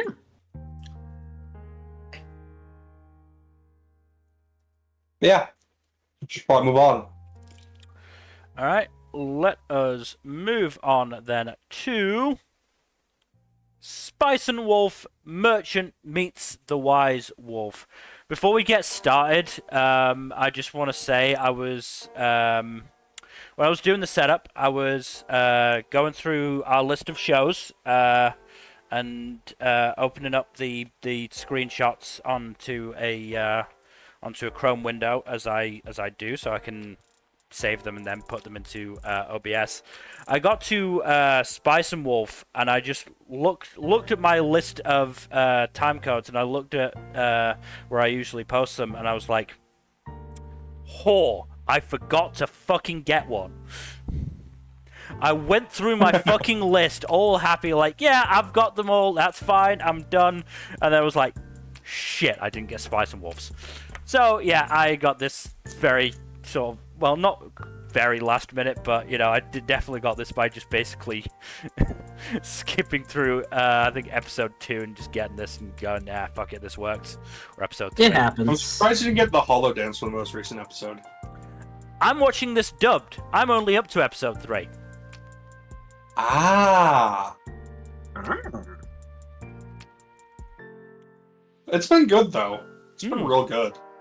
The two have really good chemistry, and it's they've been building on it organically. I do quite like the dynamic that they've got, because there is, certainly from what I've watched, there is somewhat of an edge to their back and forths. So yes. When one side does go too far, you know, it doesn't feel forced, sort of thing.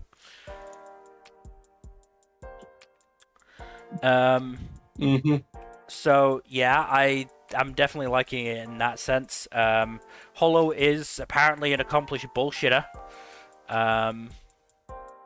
Good for her. Because hot damn, she got 70 extra silver. Yeah, no, that's a good hustle right there. Hollow is just a very fun character, honestly.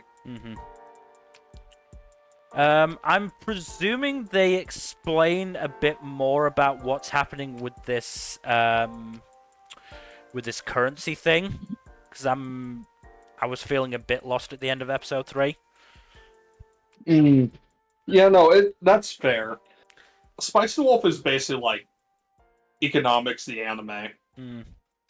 I did do business and economics back in high school, but, well, back in A-levels for me. Correct.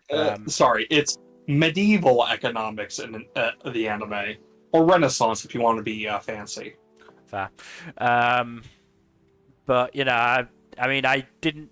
I didn't really understand what Lawrence's the scheme that Lawrence explained in episode 2 was with him, like, taking stuff and then not getting a payment for other stuff. I was confused. And yeah, I mean, my suspicion with this currency thing is that it's another country trying to fuck with this Trenny silver, but I don't fucking know. Yeah, it's basically like depurifying the currency to basically I can't explain it very well. I'm not good with economics. I'll wait until tomorrow for the episode. It's fine. Yeah. It's a lot of convoluted shit, to be fair. All economic sense. But, yes. But yeah, I mean, I am enjoying it, to be fair. I'm really enjoying the performances by J. Michael Tatum and Brianna Palencia, I believe it is. Let me just check. Where's Spice and Wolf? There. Yeah, Brianna Palencia. Yeah, she's great too. By the way, both of them narrate the audiobook adaptations of the novels. That's cool.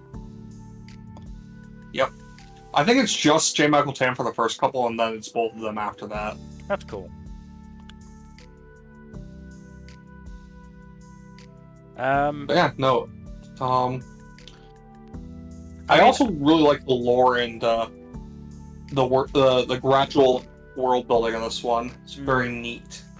I mean, I've heard some people, obviously all, people who watched the 2008 anime, I believe it is, complaining that it's not a continuation, it is an actual reboot, which is like, okay, go off, I guess, but, We've known it's a reboot for a while. Yeah, and, Some people are just salty that they're not getting a follow-up, but apparently this is supposed to be adapting the full novel series, so, like, what are you really complaining about, honestly? Yeah, also, the original anime apparently, like, skipped something that was, like, super important, so... The original apparently changed a bunch of stuff here and there as well, so, like...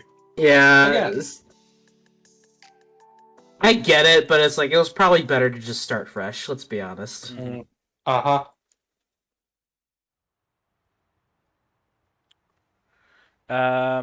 But yeah, I mean, that's all I've really got to say about it. Unless there's anything else. Not that I can think of. Let's move on then to That Time I Got Reincarnated as a Slime, Season 3. I'm talking about people complaining, oh boy. People have been complaining about all the conferences and, like, have you watched Slime before? I mean, let them cook! Let them cook! I get it to a certain extent, but at this point, I'm all in enough on this fucking series, and I'm like, fuck it, fine. Yeah, at this point, like, come on, just. A lot of the conferences aren't necessary for, like, plot progression, world building, or character development. Yeah. I mean, I did get,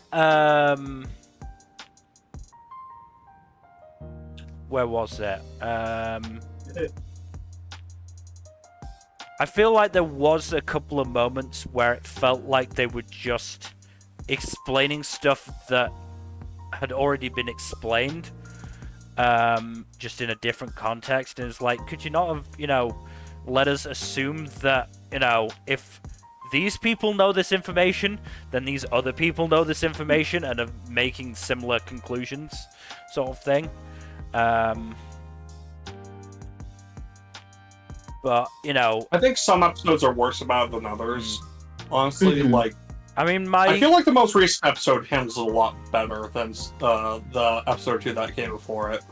Yeah. I mean, I think the first part of it, where it really was just them sort of reporting things we already knew...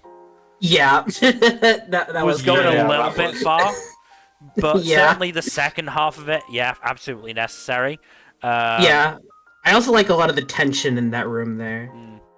Mm-hmm. I mean, you get a little bit of interfactional rivalry, and also Yeah. just like I I do like that Hinata also just owns up to the fact that she fucked up. I Oh, mean, yeah. I mean, it's less even that, and more, or certainly also that, you know, she's like, yeah, these guys are manipulating me, but I can't really do much about it right now. Yeah, she's figured out what's up, and she's like, there's no way out of this. I gotta do this, but I can at least make sure as few people go down with me as possible. Yeah.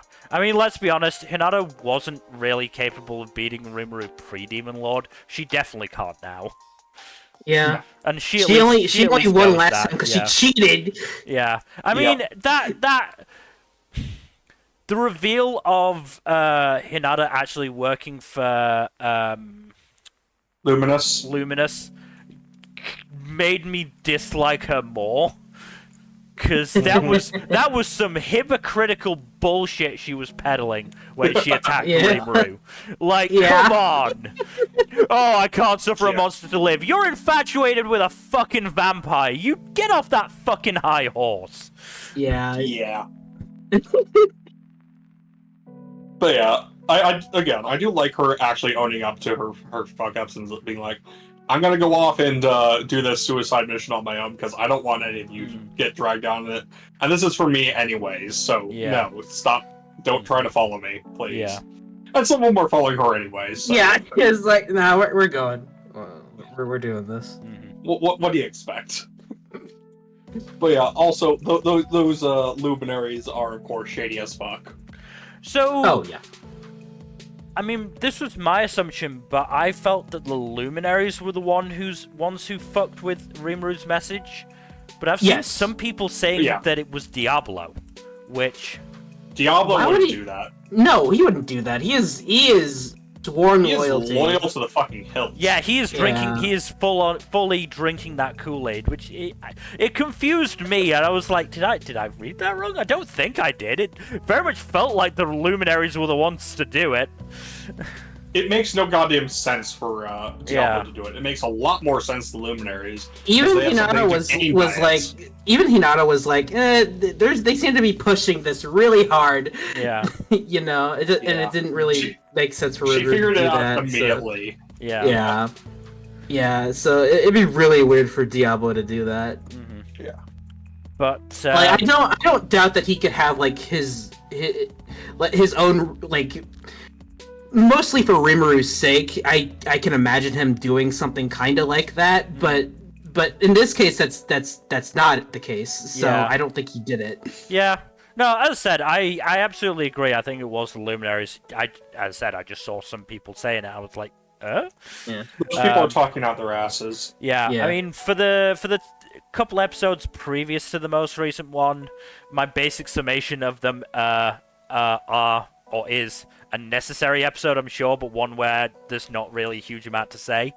Pretty much, yeah. It's mostly just set up for what's to come. Like, the festival is going to be a big part of later developments, but not, like, the current arc right now. I mean, my main takeaway from certainly episode 52 is that I would 100% watch a, modern Slime Sakai AU show type of thing. Like, oh yeah, that'd be pretty rad. I like that idea, actually. I mean, part of the reason I picked this screenshot, beyond not having a huge amount of choice because not a huge amount happened, is to give evidence to my belief that Rimuru looks good in anything.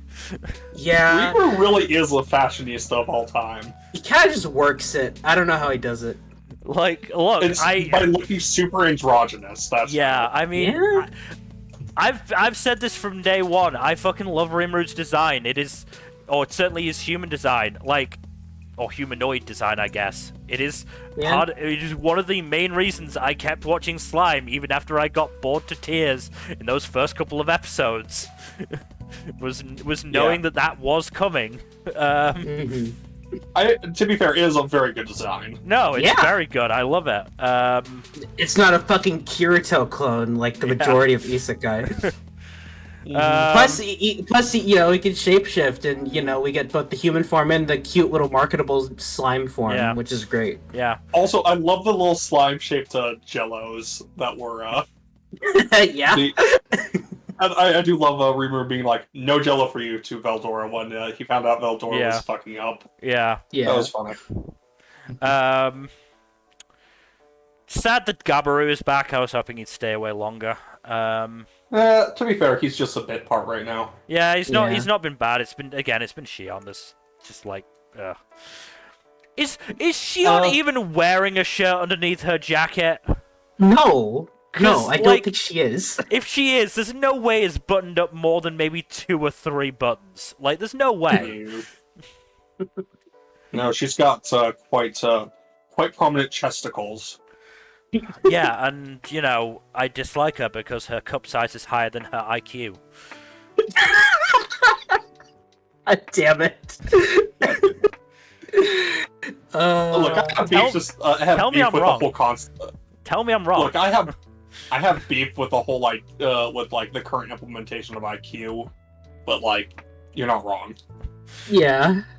You're not wrong. If there was a better, you know, measurable form of intelligence, I would use that, but I have to go with IQ because I do agree. IQ is probably bullshit, but there's nothing else I can really use for that gag.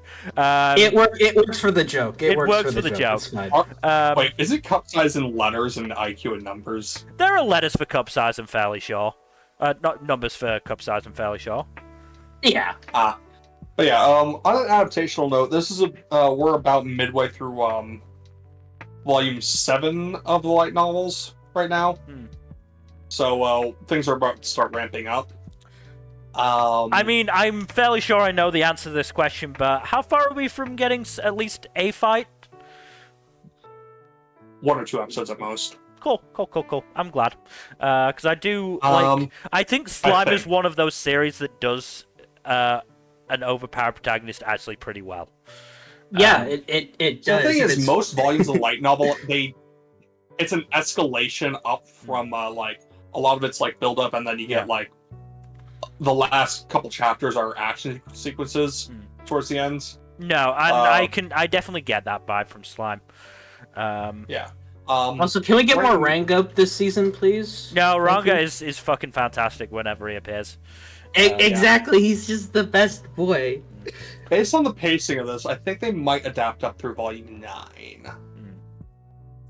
I mean, I don't remember if the tournament arc is in 8 or 9.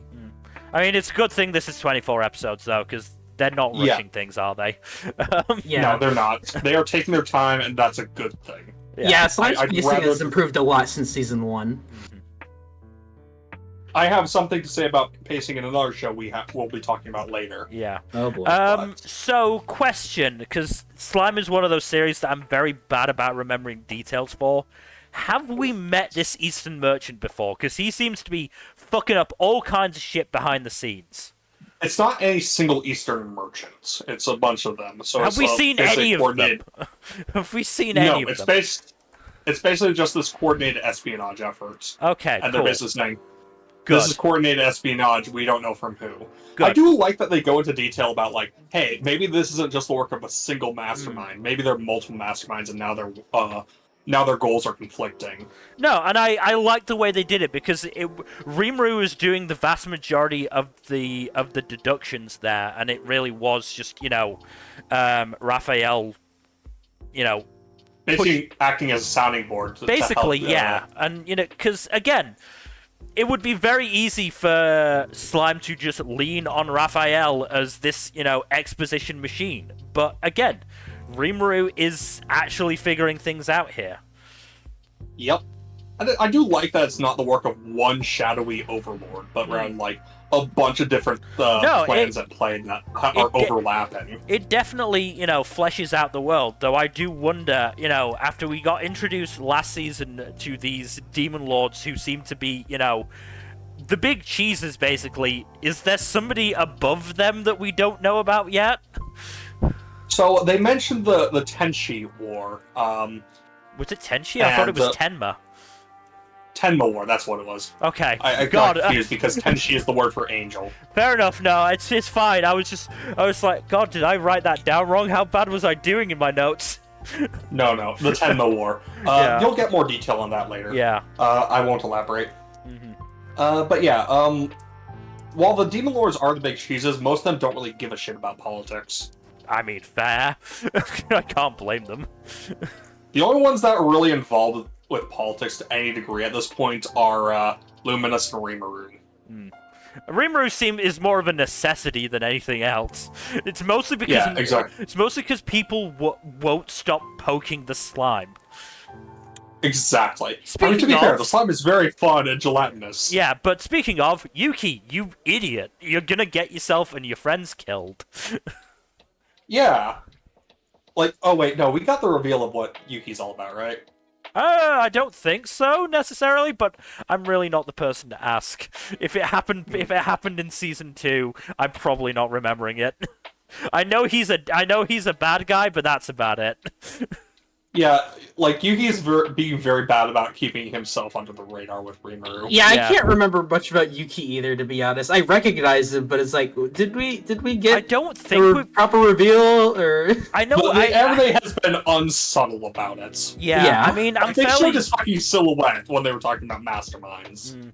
Like, I do think that the anime, and I think it has been revealed, or, like, our group has realized that Yuki is probably the mastermind, and it's just a case of we've got bigger issues to deal with right now.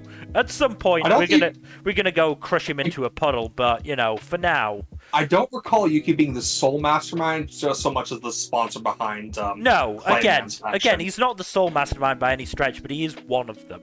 And yes. I think the discovery that he was involved with Clayman and his group was made. Yes, that was definitely made in season 2. And yeah, I had to be reminded that the elf lady is Clayman's former boss. Yes. Correct. But otherwise, yes, I'm fairly... Again, they're gonna get squished into a puddle at some point. It's just a matter of when. And, you know, if they actually decide to poke Rimuru some more, it's gonna be sooner rather than later. To be fair, it's fun poking slimes. Slimes are very fun to touch. Yeah, well, this one pokes back, and it's very... it's not a gentle process. No, it's not very good at holding back. One last thing about me just checking about what we did and didn't know. Did we know before now that Hinata had a connection to Shizui? Shizui? That is the entire reason she was trying to kill Rimuru in season 2. Yeah. Okay, yeah, good. Because she had heard rumors that Rimuru had murdered Shizui. Again, that's fine. At this point, I'm not assuming that Slime hasn't told me something. I'm just assuming that I've forgotten it. There's a lot that happens in this show, and it's a long gap between seasons. Yeah, so I get it. I forgot a lot too. I get it. There's a decent enough gap between... This is between... like first half of season 2. Yeah, there's a decent enough gap between seasons that I'm okay with me going, yeah, I've probably forgotten this thing. Yeah, no, Hinata's stated reason for going after Rimuru in the first place was because she had heard rumors that he had murdered Shizue, and he did not do a good job of denying those rumors. No, that's fair. It's starting to come back, and she got set off because Rimuru was wearing the mask at the time. Yes. Yeah. No, I'm remembering that now. Yeah. No, that's fine.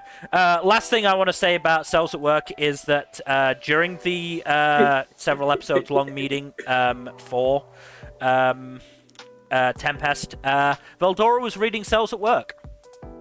That's hilarious. I love it. I recognized what he was reading, but I'm like, what is that? I couldn't entirely tell, but it looked very familiar. No, I do love Veldora. I do love Veldora reading in the background. Also, I love that Reaper is like, you know what, your job is just sit around on standby. That's it. That's all you gotta do.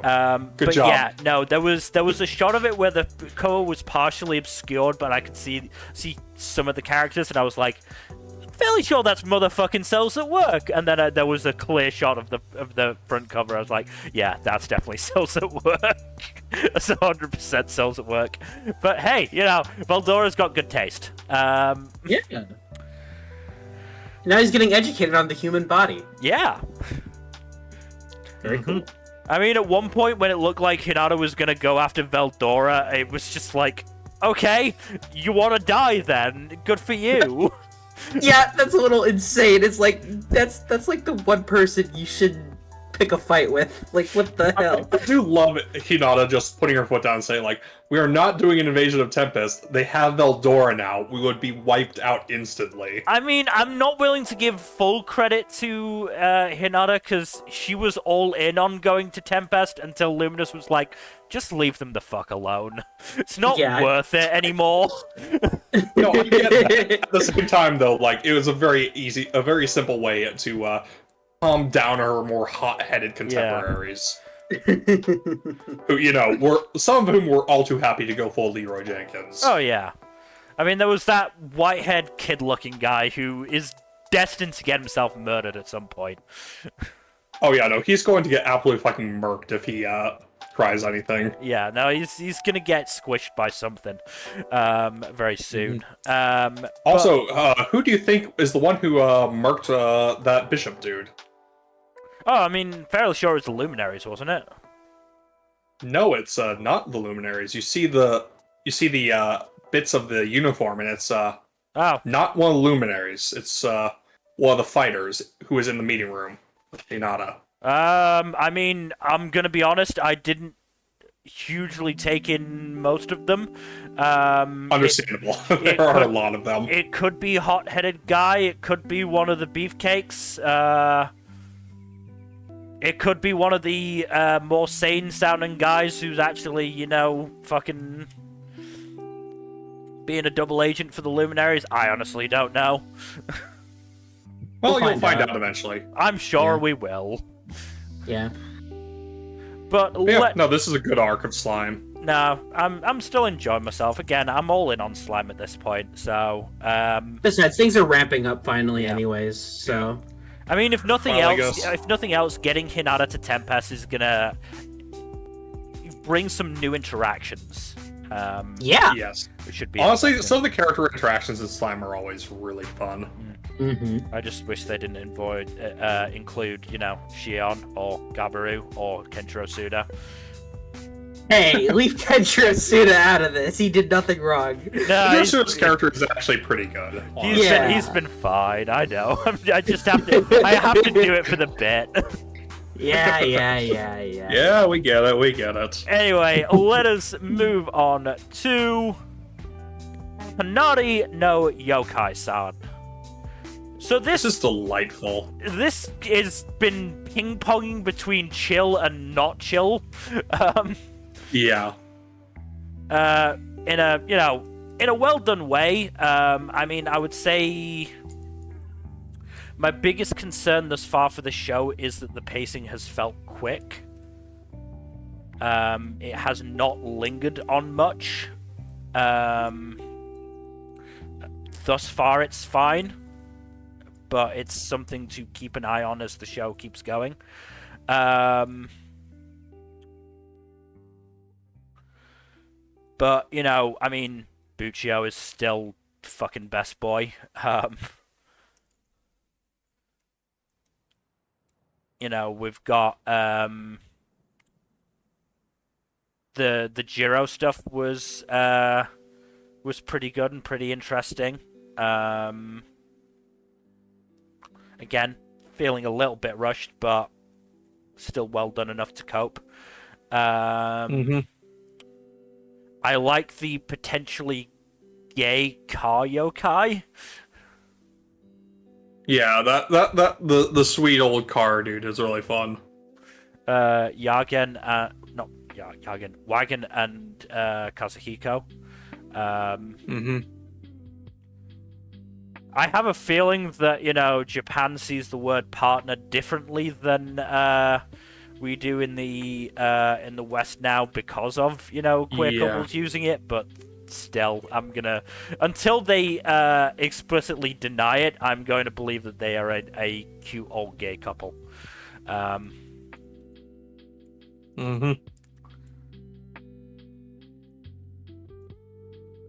So what else? What else? What else? Interesting stuff with the Demon Lord. Yeah, no, that was very interesting. Very unique take on it. The implication seems to be that, you know, he just doesn't have, you know, a particularly human... Malevolent? Not even malevolent, it's more that he just doesn't have a particularly human morality to him.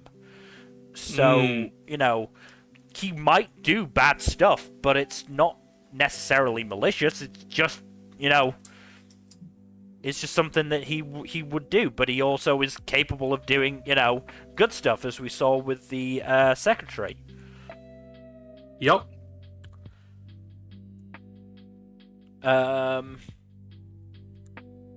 What else? What else? What else? I mean, it was interesting to see the dragon god turn into an idol because, yeah, idols are slightly more approachable than a giant dragon.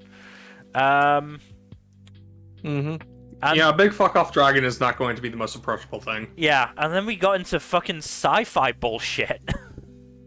Which I was not expecting from this show. Yeah, no. That was some weird parallel reality shit. That was cool. Yeah. I mean, it was interesting. It was really sweet. Though I worry that the show is doing the same thing that... To be honest, it's not even an anime thing. It's a general media thing of... if you know, still have some affections or positive feelings for your family, you should, you know, get back in touch with them. And it's like, no, if they're bad for you, regardless of whatever feelings you have, if they're bad for you, you shouldn't get back in contact with them unless they are, you know, actively making amends. Yeah, that is a thing. If they are bad for you, it is not your prerogative to, you know, try and fix them or get back in touch with them. No, that's on them. I think it's much more of a problem with media in cultures that are much more focused on like actual blood relations. Yeah, and that is a definite thing in Japan. I see it in all media though. It does pop up on everything. Yeah, and there are like... very few actually, you know, series that do go the hey, no, it's not on you to do this route. And it's becoming more prevalent as, you know, people, basically millennials are getting more into, or getting into higher positions and more influential positions in media production. And they do have a healthier take on this. But, you know, there is still stuff that's appearing like that. I mean, if it's a long time coming. Yeah, I mean, if it turns out that Yuri is just going to be more, you know, personable with the people in Fuchigamori, I think was the name. I think so, yes. Then absolutely, you know, worthwhile. But I just hope they don't, you know, because it does seem like Yuri's family is kind of shit. Yep. I do like getting more character development for her though, because she is really good. I do really like it. She's an interesting character. Like the whole cast has been really good. I know the main focus is on Jiro Buchio and Mutsumi, but it's a really good cast overall.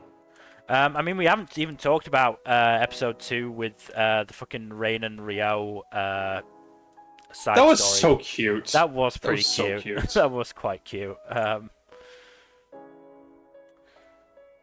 It's absolutely adorable. Yeah. Between the two of those. And I loved that they went to Hanako-san. That was pretty great. Yes. Oh, that was so funny. Yeah. I love how Hanako-san just has her own, like, basically her own space. Yeah. I mean, I said in my notes, I really hope this Hanako is better at romantic advice than the one that I know of. Yes. But better, but still not amazing, I don't think. But yeah, nah, this show has been good. I also really love Beto-san. Mm-hmm. He's been pretty great, and you know I've been liking seeing the different yokai, and I just love seeing these different yokai out in the world. It's just really cool to see all these different creatures and these different yokai.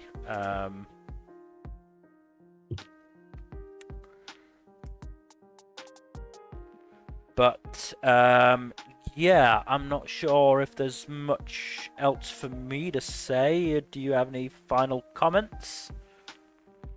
Not really. This has just been a wholesome show with some surprisingly tense moments. The whole thing with Jiro and the giant snake was really cool. Yeah, that was good. I really liked, and I liked how they did that.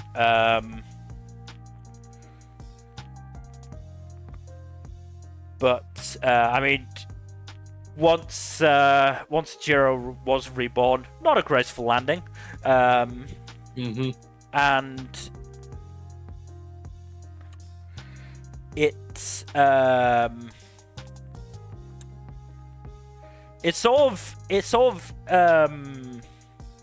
because I'm trying to remember exactly what was said, because there was the end of episode 2. Beto was talking about the shadow smoke as if it was sort of almost an unformed yokai kind of thing, but it was the primary feeling it had was loneliness. And then that loneliness angle got brought up again at the end of episode 3. I can't remember exactly in what context, but certainly got me thinking that it might explain why Mutsumi's dad was taken by the smoke, because you know it's very possible that he was quite lonely in the city without his family, which you know could have drawn the smoke in and gotten him snatched. But yeah, interesting stuff thus far. I'm enjoying it, and Buccio is just such a pure boy. Yeah. I mean, the scene where he was talking to his family and saying his realization of why he became a Nekomata was just really fucking sweet. Mm-hmm. Buccio is the goodest of boys. Yeah. It will be very hard to dethrone him from that seat this season. It's there's a front runner for sure.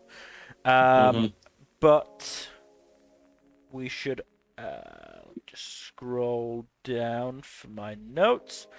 We should probably move on to our next show, which is Tonbo. I've been enjoying this. For the most part, it's been a lot of Igaiga going, holy shit. What is this kid? How has she gotten this good at golf? There's definitely some progression in the last episode or two. Did you watch any more of this number? I meant to, but I honestly just forgot because, again, Amazon Prime, it's yeah. on fucking... Yeah. You get it. Yeah, no, I understand. I do plan to watch more, though. Mm-hmm. No, I think it's been pretty good. We've gotten a little bit more into Igaiga's backstory. He was struggling in his pro career, and then he took it out on his kid who wanted to play golf, and seriously regrets it. So he's feeling like he has a second chance with Tonbo. I'm not sure if Igaiga's kid is dead or not. I don't think so, but I'm not. They could be. I don't know. Tonbo has played a couple of pretty great pranks on Igaiga. She convinced him to eat goat shit. That's messed up. Wait, what? They was cruel but funny. No. No. That is pretty fucked up. They look No, they looked like nuts or seeds or something like that. That's. And a guy could just popped one in, and yeah. But Brilliant. Tonbo has been very. We've also gotten a bit of Tombo's backstory, where her parents, specifically her dad, was very much golfers and wanted to get her into the sport once she was big enough, but then they died. And they used to live on the mainland. Mainland family refused to take her in the most dickish way possible of, arguing about not taking her right in fucking front of her. Which, dick move. And now Tonbo is basically does not want to leave the island, and Igaiga's like, God, it would be such a waste if this girl does not play golf on a proper stage. So now he appears to be enacting some kind of plan to put that in motion. I'm not entirely sure what it is, but it's been pretty fun so far. Though I did discover something. The manga for this has 50 volumes out. What? When did it start? 2014. Oh, wow. So that's 10 years ago. Yeah, so that's 5 volumes a year. Wait, yeah, that's 5 volumes a year. What? It's not out of the realm of possibility. It also is published in a fucking Golf Digest magazine, which is not overly surprising, I guess. That's What the hell? interesting, but all right. What the hell? And I've had a look at not a huge amount. There's only 3 chapters up on MangaDex right now, but they look like they're full-length chapters. So What? You're telling me that they've been pumping this shit out for 10 years? yeah, And that frequently? apparently so.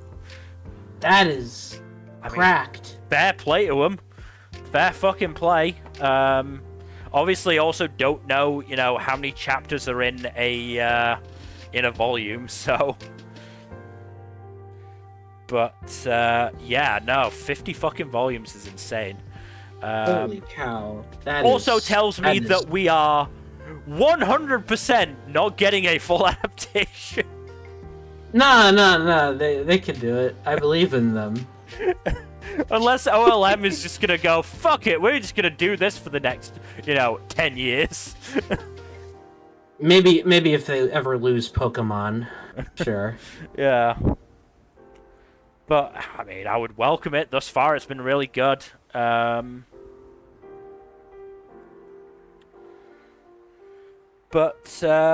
yeah.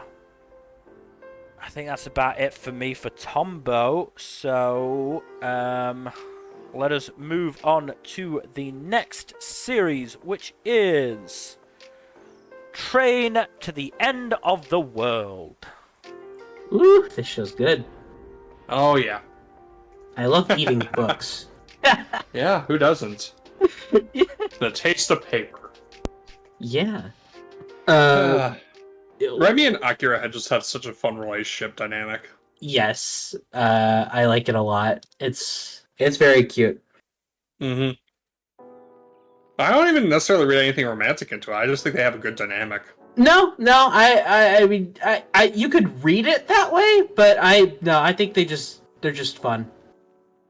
Mm-hmm. And I love that when the bracelet breaks and she just freaking loses it. She goes absolutely apeshit. It's great. And she's so happy when she says that she'll make her a new one. It's just cute. Also, the bit with the Shizuru and Remy being tied up, all Gulliver's Travel style to a fucking helicopter was great.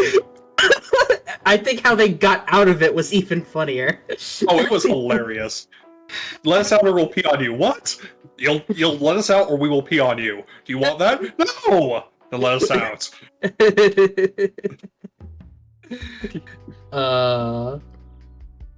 But yeah, this show's been, it's a very weird show, but it's very, very good.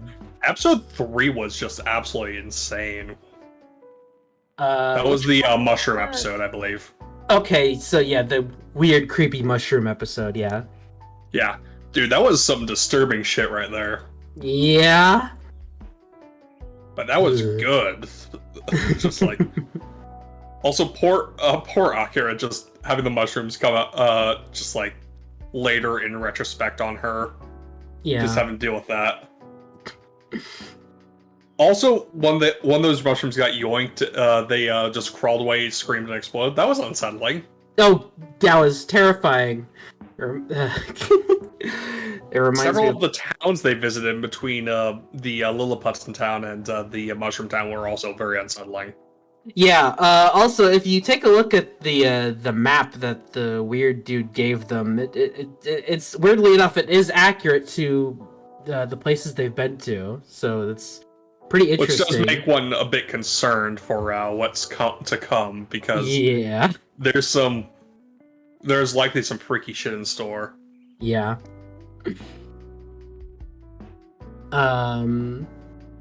Yeah, this show's just really solid. We are getting a bit more backstory about whatever happened between Shizuru and Yoka, which is interesting, but we haven't had the full reveal yet. Just some implications. My wager is still that Shizuru confessed to Yoka and Yoka got scared and ran off. That's possible. I'm not entirely certain of that just yet, but I'd like that if that were the case. I could always use more Yuri in my life. But also, we also find out what happened with Zenjiro. Oh yeah, Fucking lobotomized him. Holy shit. Yeah, that was fucked up. Jesus. It's like, yeah, no, it's really fucked up. What the fuck? Yeah, just thinking about it is but yeah, that explains a lot. I also just like how Zenjiro has just been basically not helpful at all. Mm-hmm. Every time they check in with him, he's basically just not helpful, and just because of that unfortunate time limit. Of just like every time he's communicating with the others, he starts being helpful, and then he goes off on a fucking tangent, and then it's like, wait, what are you trying to say? Bo, bo, bo, bo, bo, bo, bo, bo. Yeah. Damn it. Yeah. It's very silly.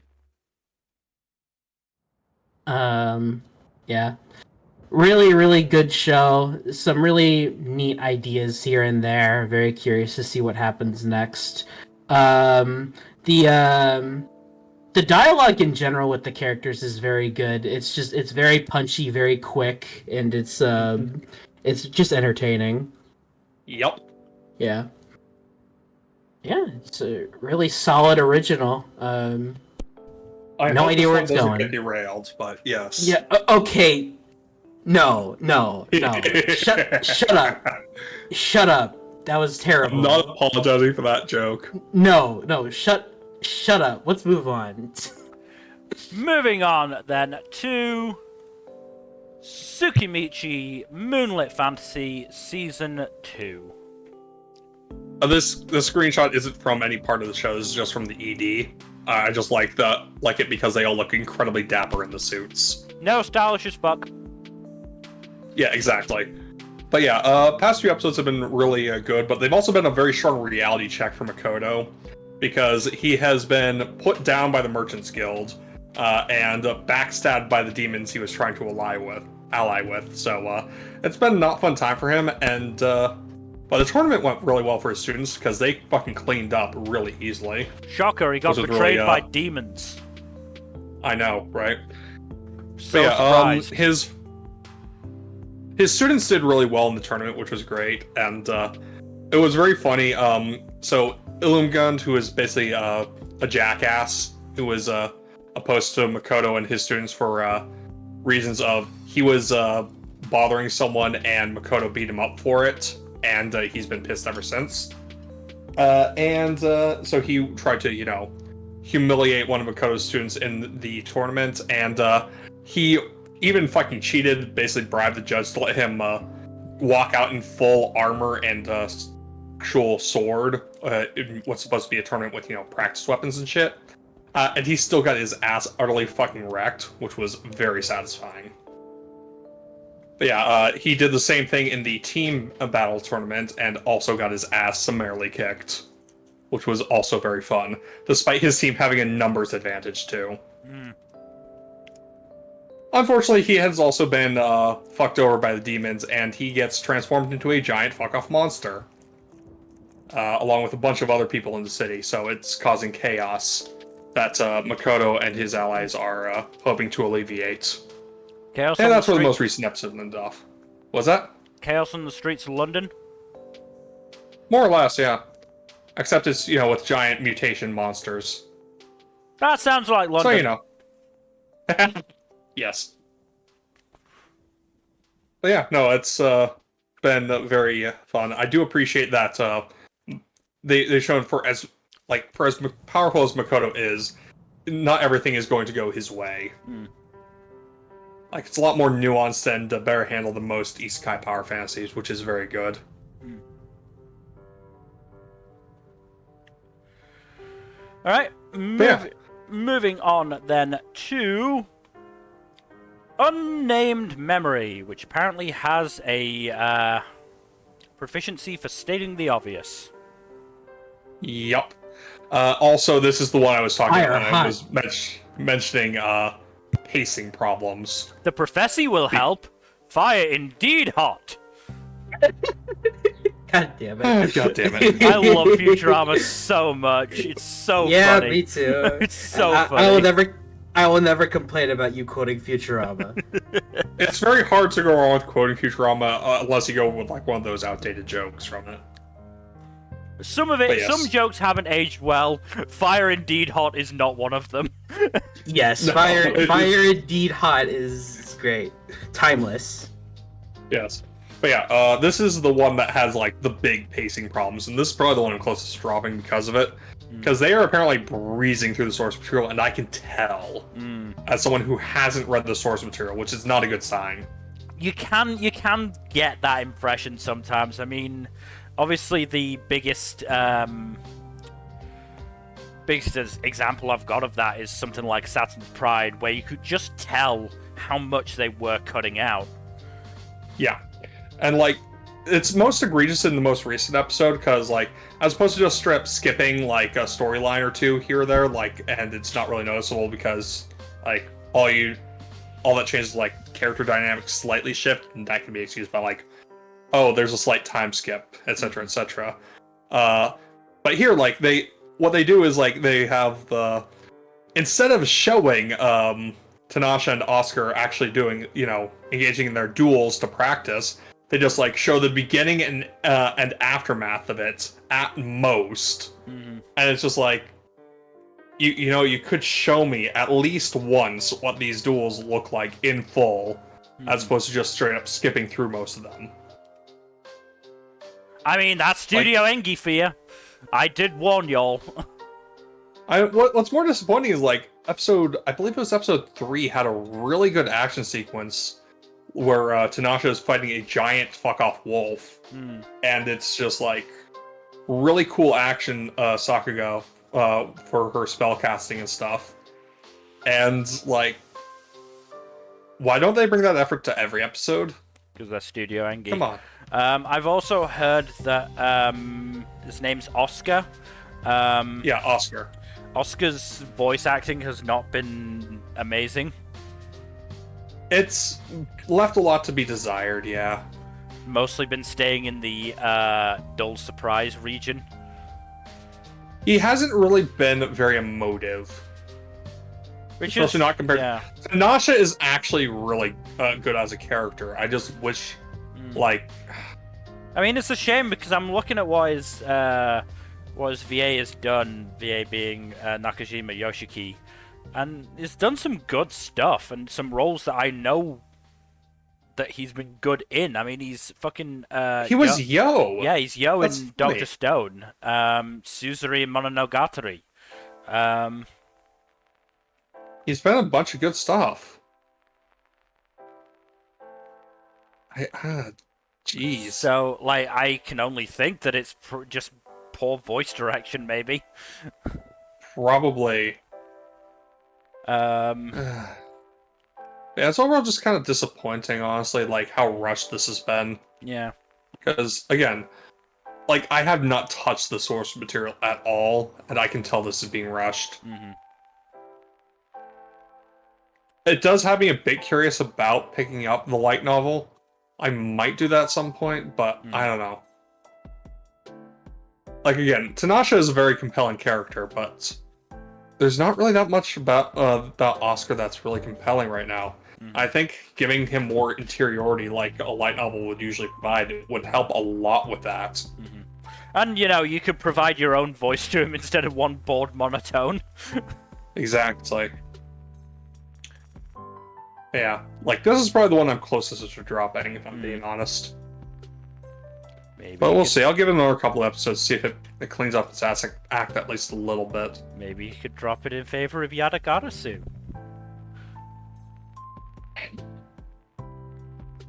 I don't know, maybe. Just a suggestion. Let's move on, though, to, I believe, our final sequel of the list. It is Urusei Yatsura Season 2. Part 2. All of the parents in the show are fucking awful. Yeah, they're pretty bad. I do think Ryunosuke's dad might well take the cake, but, like, Asuka's mom is also fucking monstrous. Yeah. Like, yeah, she's pretty awful. Although we do get some pretty decent jokes with her, but yeah, she's pretty bad. I don't think I really laughed at any of her jokes except for the one about, like, her the one about her, like, expression being unreadable because her face is frozen. Yes, yeah, I do like that one. Yes. Yes, interesting stretch of episodes, to say the least. They have brought the show down, in my estimation. Yeah, a bit. There's some things that I like about them. I like the one where they go back in time to try to find out, like, what caused Mendo's. Well, that was a funny episode. I like that one. Funny. I like that one a lot, especially with the twist that it was Mendo that caused his own trauma. Yeah, that was funny. That was a good episode. With some help from Atsuro, of course. That was 99% his fault, though. Oh yeah, it was mainly his own fault. Yes, I liked that. I don't hate Asuka, but Asuka is fine in and of herself. It's like the family bullshit around her that really bothers me. Yeah, especially again, her mother. Yeah, and there's that, and there's also, it's like, we spend quite a bit of time on Asuka so far this season, and there's not really any progression in her actually overcoming her fear of men, which is like, pretty unfortunate. There's a whole joke at the end of, I think it was the third episode of this batch that was just like, oh, nothing has changed then. It's like, then what's the fucking point? Yeah, it's like, just something, you know, just a little progression there, because it's like, I don't hate the gag, but when that's all you're sitting on for 2 episodes straight, it's like, you know, come on, do something. I did like the bit of Atsuru puppeting Mendo around. That was funny. That was very funny, yes. I think most of the time Atsuru's screwing with Mendo is very funny. Yeah, because both of them suck, so it's fun to see them fuck each other over. Yes. That actually reminds me, one joke that I really liked in the in Nagisa's introduction. I do like how at the end is like, wait, you're not chasing after her, I'm not chasing after her, what's going on here? Mm-hmm. Yeah, because both of them know that both of them suck. Yeah. I don't know what to feel about Nagisa. Yeah, I'm kind of torn. Same. I will say, interestingly enough, the second I realized that Nagisa was voiced by Murase, I realized what the twist was. Yeah. It's like, Yep. that is not a young woman, that is a very feminine young man. Yep. That does tend to be the twist with Murase's characters, yeah. Yeah, it was just very funny. It was like, wait, that sounds very familiar. And then I look it up, it's, oh, that's Murase. Oh. Honestly, I do find it very interesting that that Nagisa being revealed to be a guy does nothing to make Ryunosuke more attracted to him. Yeah, pretty very much. Curious that. Yeah, Very curious. I am curious to see where that goes, if that is actually a relationship that develops there, because the OP seems like it might be teasing that a little. But I don't know. Again, I don't know what to make of Risa at this point. Yeah, it seems like the show is moving forward with actually pairing everyone up with someone. Some it's mixed actually results. Yeah, it's pushing Atsuru and Lum a bit harder than usual, which I actually do like. I do like that. I do like that. Yes, especially in the time travel episode where for just a second we see where Atsuru acting in sync almost. Yeah, and Atsuru hitting young Mendo for trying to hit on Lum, and she's like, "Wait, why'd you do that?" And he's like, So yeah, some good stuff there. So yeah, not a particularly great set of episodes. There's some stuff I like in them, but overall, just this is probably the weakest run of episodes we had for a while. Yeah, for sure. I'm hoping it turns it around, and I need to see what they do with Nagisa and Asuka as well. From what I've heard, Nagisa doesn't get utilized a whole lot. Dang. Well, maybe that's for the better, or maybe it's not. I'm not sure, but we'll see. It seems like we're getting more of her next episode, so or him. Maybe we'll see. that is a young man. Yes. Yeah. Like I do like the bit at the end where Nagisa is basically killing Ryunosuke's father because Ryunosuke's father sucks ass. Yes, he does. Also, yeah, they just casually brought Nagisa back to life. That was was not a bad gag. No, especially the way it went around doing it. Yeah. But yeah, so not a great set of episodes, but doesn't ruin the show, at least not yet. So we'll see where things go. I will again reiterate, most of the parents of the show are god awful. I think the only actual straight good parents in the show are Lum's. Yeah, I like Lum's parents. They're pretty they're insane, but they're pretty cool. They are insane in ways that doesn't hurt their daughter in any way, shape, or form, which is good. Yeah, just the principal that one time. Yeah. Oh, you mean Onsen Sensei? Yes, Onsen Sensei. Yeah. That poor man. Yes, that poor man. But yeah, I think we can move on. Yep. Okay, moving on to Vampire Dormitory. So I've only watched the one episode of this past the premiere because I decided I'd watch the dub of this after watching episode 2 subbed. It's not bad subbed. The voice acting is perfectly fine. I just thought, fuck it, this is probably not going to be a show that if I do continue on with, it's not going to get a huge amount of focus here. So I don't feel overly compelled to try and keep us up to date with it as possible. Right. How is the dub? Dub seems good. It seems like I believe the voice actress is Naya Celeste for Mito, and I believe I think she is doing it, or at least trying to do a better job of having a, less very, very obviously feminine voice than Kana Ichinose. Who is not trying to lower her voice in any way whatsoever. No, not at all. And she's not a bad actress at all. No, it's just I'm for not. This character in particular. I'm not blaming her. Again, it's most likely, I would imagine, voice direction here. Yeah, it's more voice direction than anything else. But like, one of the characters, Juri, is suspicious of Mito as soon as she walks into the classroom and confronts her about a secret she's keeping. I'm like, of course he's suspicious. A whole ass girl just walked into an old boys' classroom. Like, it's not even fucking, like, particularly subtle. And I mean, there's some, there's some suspension of disbelief needed because she apparently binds 24 hours a day. Which, I'm not exactly, an expert on the subject, but I'm fairly sure that's something you are not supposed to do. Yeah, that's rough. I'm pretty sure you were supposed to let those puppies breathe. Yeah. Yeah. We've also been introduced to, presumably supposed to be the other love interest, I guess. Nikaido Ren, who's there. Mostly he's just been like, don't you care that your roommate is a vampire?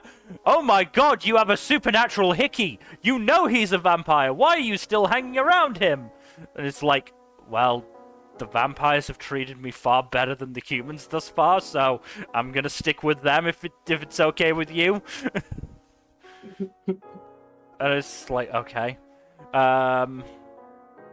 Also, I thought that there was a, specific reason that, Ruka, a vampire reason that Ruka wasn't, was supposedly not allowed to, drink a girl's blood. That's why he was searching for a guy. No, turns out he's just an otaku obsessed with a magical girl anime and is uncomfortable around real women. I don't know how to feel about that. What? I don't know whether I'm actually, find that explanation kind of funny, or I think it's fucking awful. I honestly don't know. Yeah, I don't know how to feel about that either. What? No.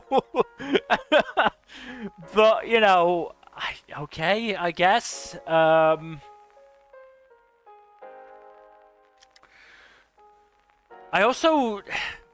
don't remember if it was said in episode 1. I don't know how old Mito is. Is she high school age? Because she's now attending high school. I think so. I don't know. I think I tried to check her age and I never found anything. But what I will say is the school uniform is black blazer and trousers, crimson red shirt and black tie, and that actually does work very well. I will give them that. Yeah. Mito especially with the blazer off and just the red shirt and the black tie. Yeah, that looks good. The OP is also pretty good. But yeah, I mean, I'm obviously going to watch one more episode of this tomorrow. So we will see if I'm willing to even continue it dubbed. But it wasn't terrible. It was certainly a lot better than Oblivion Battery. I didn't feel like, fucking puncturing my own eardrums during Vampire Dormitory, so I'll give it that. And as I said, I don't know how to feel about the reasons, but the reason that Ruka can't or refuses to drink girl's blood, but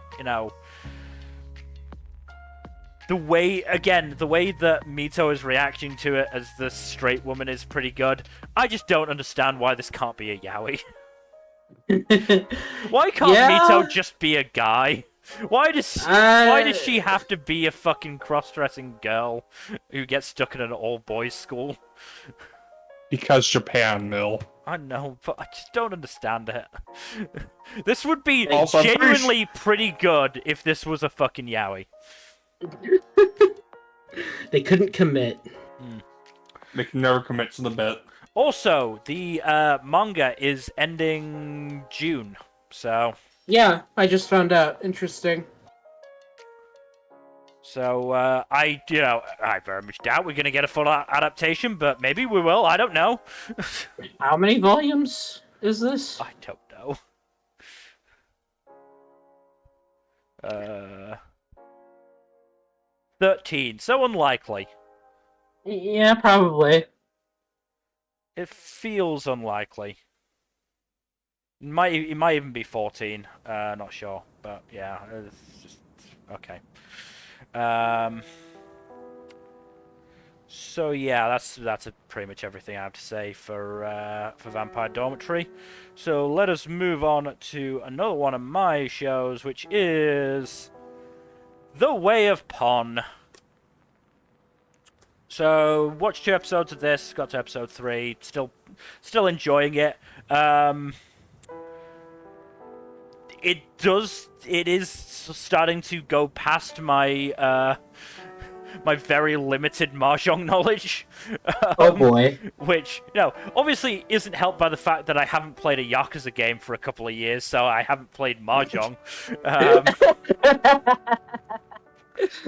What, you think I'm playing mahjong out and about in the real world? Yeah, sure, why not? I mean, to be fair, I'm fairly sure my brother did get one of those automatic mahjong tables for him and his housemates, so... That's actually pretty nice. So I probably could play it at some point, but, yeah, I'm enjoying it thus far. The chemistry between the 4 girls has been really good thus far. Episode 3 basically had no mahjong. It was just them basically deciding to celebrate the fact that they had this, this mahjong parlor to themselves, and that, it also had fucking working electricity and gas and all that shit, so they decided to make themselves a meal. Nice. I mean, Nashiko was treated as very weird for wanting to eat sashimi and curry in the same meal. Not even necessarily on the same plate, but just at the same meal, which felt weird, but oh well. But yeah, no, I've been enjoying it. We've still got one more character to get introduced, I believe. And if nothing else, she has quite an interesting design. She looks fairly gothish, so should be fun. Okay. I'll look forward to it. And voiced by Hibiku Yamamura. So Nanami and your boy Kong Ming. Okay. And was the twins in Mr. Villain's Day Off, and a bunch of other roles. Oh, speaking of Kong Ming, it got a fucking shout out, or Kong Ming himself got a shout out in Salad Bowl of Eccentrics. So. Oh yeah, that nice. was great. The whole Romance of the Three Kingdoms bit. Yeah. Yeah. But yeah, no, Way of Pon has been fun so far. I'm enjoying it. I am one of probably less than 1,000 people watching it on YouTube, but hey, that means you're a rare breed. I mean, yeah, most of the episodes have got about 1,000 views. A few of them have got a little under. But yeah, no, it's been good so far. Been enjoying it. Cool. So let us move on to the next show, which is Whisper Me a Love Song. God, the character writing in the show is so good. It's very good. Yes. Didn't take long for that confession, huh? Yeah, no, I'm quite pleased about that. That yeah, Yori basically went, fuck it. Yes, I want to date you. Yeah, miscommunication cut off at the fucking knees. Yeah. I did make a quick detour during episode 2 to Google the cat breeds that Yori and Himari said were their favorites. So I had fun with that. Fucking Google gave me like a fucking animated 3D like model of them, which was really cool. And I didn't manage to figure it out, but it said you could basically like use your camera and like make it look like the cat was like on your floor basically, or on a table or something like that. What? Yeah. I didn't know this fucking existed, but I'm gonna give it another try. Google, what the fuck? Yeah, look, if AI is gonna be used for anything, I want it to be used for this. Yeah, I mean, sure, why not? I mean, obviously, virtual cats can't pet them, but still. Anyway, the show. Sorry, Also, I had to take the quick detour again. Was I the only one who caught the Yuri is my job poster in episode 4? No, I did see that. That was cute. I made the comment that Yuri is my job is a fairly appropriate poster to have up. What I did notice that might not have been noticed by other people is that Aki has a crush on Yori, or is in love with Yori. Yeah. She may also have some gay beef with fucking Shiho, but that one I'm less sure about. Especially now. I've read the manga, I'm not going to tell you. That's fair. That's fair. I mean, it was also, episode 3 was also, really interesting. Not a huge amount that I could add to it, because, Arrow as fuck, so, I have nothing to add to that discussion, but... you get the sense that Himari is demi-romantic, and is, like, slowly starting to develop genuine romantic feelings for Yori, but has no idea how to process that at this stage. I mean, part of it was that she was just kind of taking it way too seriously.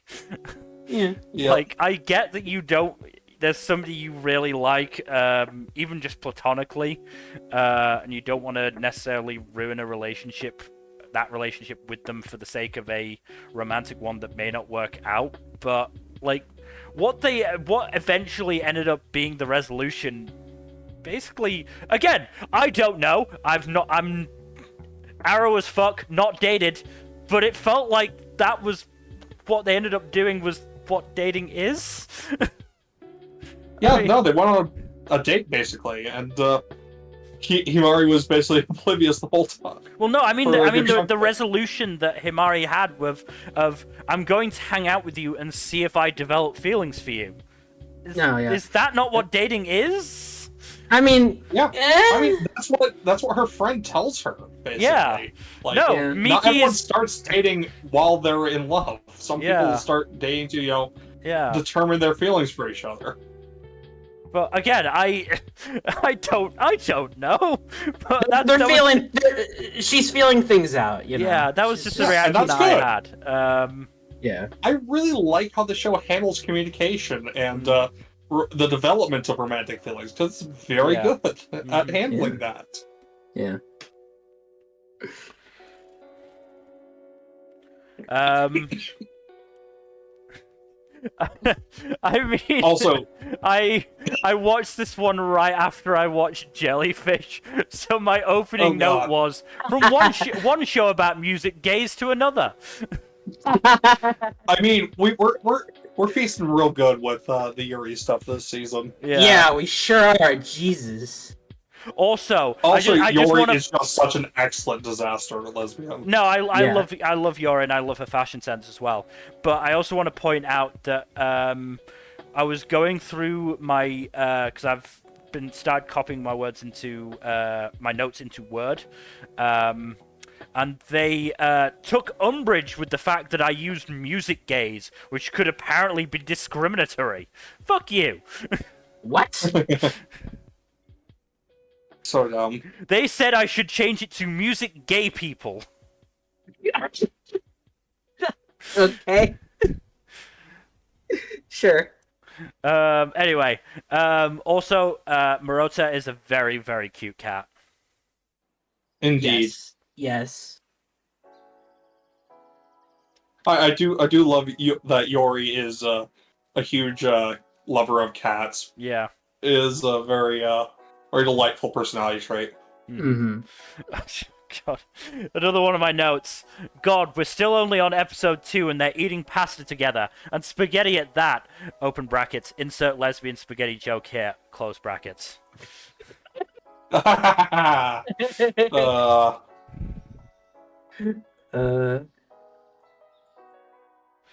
yeah. I also do really appreciate that Aki doesn't beat around the bush and just like straight tells Himari what's up. Yeah. Like, based on what you've said and what we've seen so far, I do trust this show to get this right, but this is the kind of thing that a lesser show will fuck up badly. Hey, let's just show absolutely. has fucked this up badly. It's called Citrus. yes. Yeah. I mean, there's a very long list of all the things that Citrus is. Yeah, but this is just one of its many misdeeds. I mean, put it this way. Whisper Me a Love Song can fall into, somewhere on the spectrum between two shows here. It could, I don't think it will, but it could be on the Citrus end, or it could be on the Bloom into You end. We'll see. The manga is very much towards the Bloom into You end. Yeah, from what little I've read of the manga so far, I could vouch that it's on the Bloom end, at least for now. As said, I've heard enough about it to not be like instantly, oh god, what are they gonna do with this jealousy bullshit? But yeah, and, they're also covering the manga at a pretty quick clip. Yeah. They've been covering one volume every 2 episodes. Looks like. Okay. Yeah. Which it doesn't feel too rushed, honestly. No, it feels doesn't. perfectly paced. Yeah. I mean, maybe I'm just like willing to accept it because I'm so sick of fucking romance series that are slow burn. So I'm like, oh my god, Yori is confessing after 2 episodes. Yes, we might actually get somewhere with this. Yeah. Well, that does mean they're going to end around volume 6, which I do think has a good stopping point. I won't say what it is, but it's a good stopping point. Yeah, that's great then.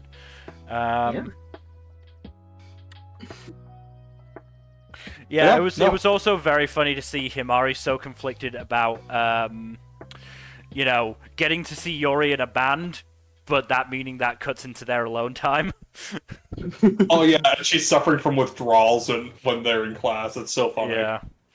I like perfectly straight behavior. Yeah. Yeah. Oh yeah, for sure.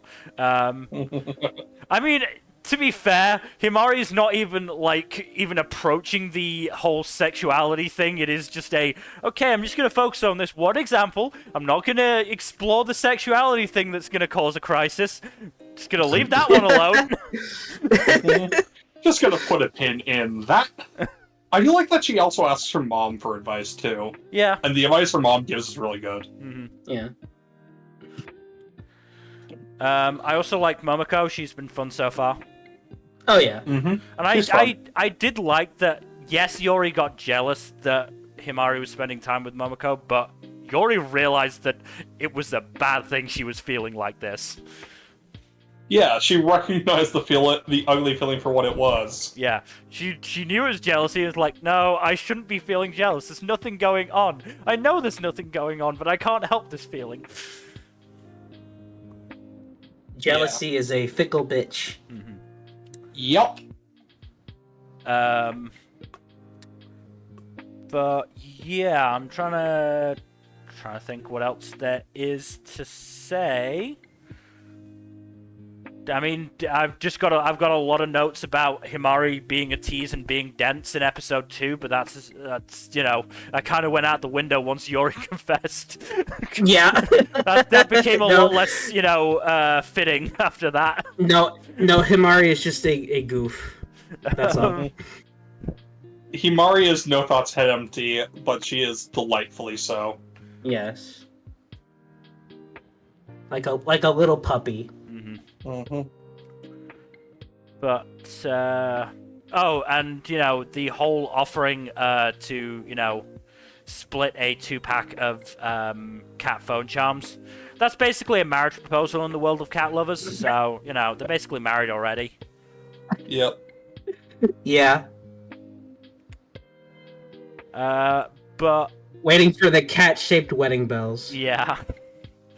Unless either of y'all have anything last words to say for Whisper Me a Love Song thus far? No, this is shit's really good. Yeah, this shit's great. Pretty solid enough adaptation, and it's going at a good pace. No major complaints.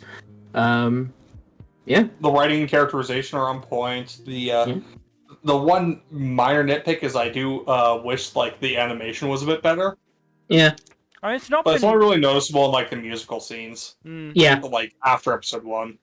Yeah. I mean, it's not been bad by any stretch. I mean, who is doing it? It's Yokohama Animation Lab. To be fair, not spectacular, but yeah, I don't think it's been necessarily bad. It's mostly been. No, it's not bad. It's just like I wish it was better. Yeah. Yeah.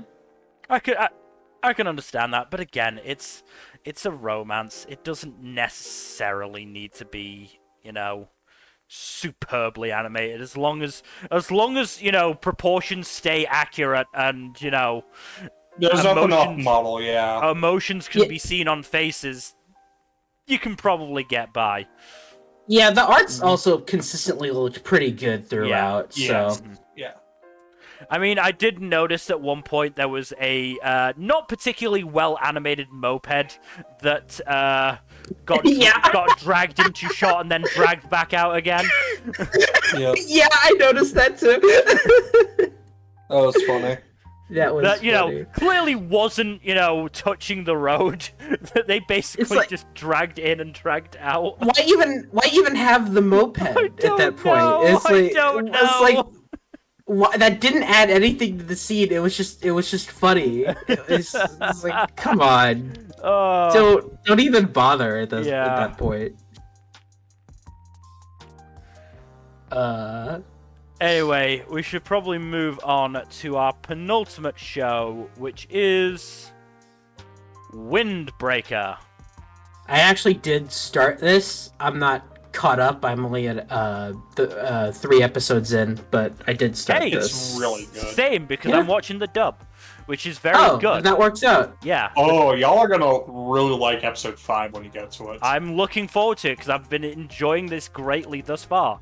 There aren't any farts yet, though. So what's going on? I thought this was the fart show. God damn it.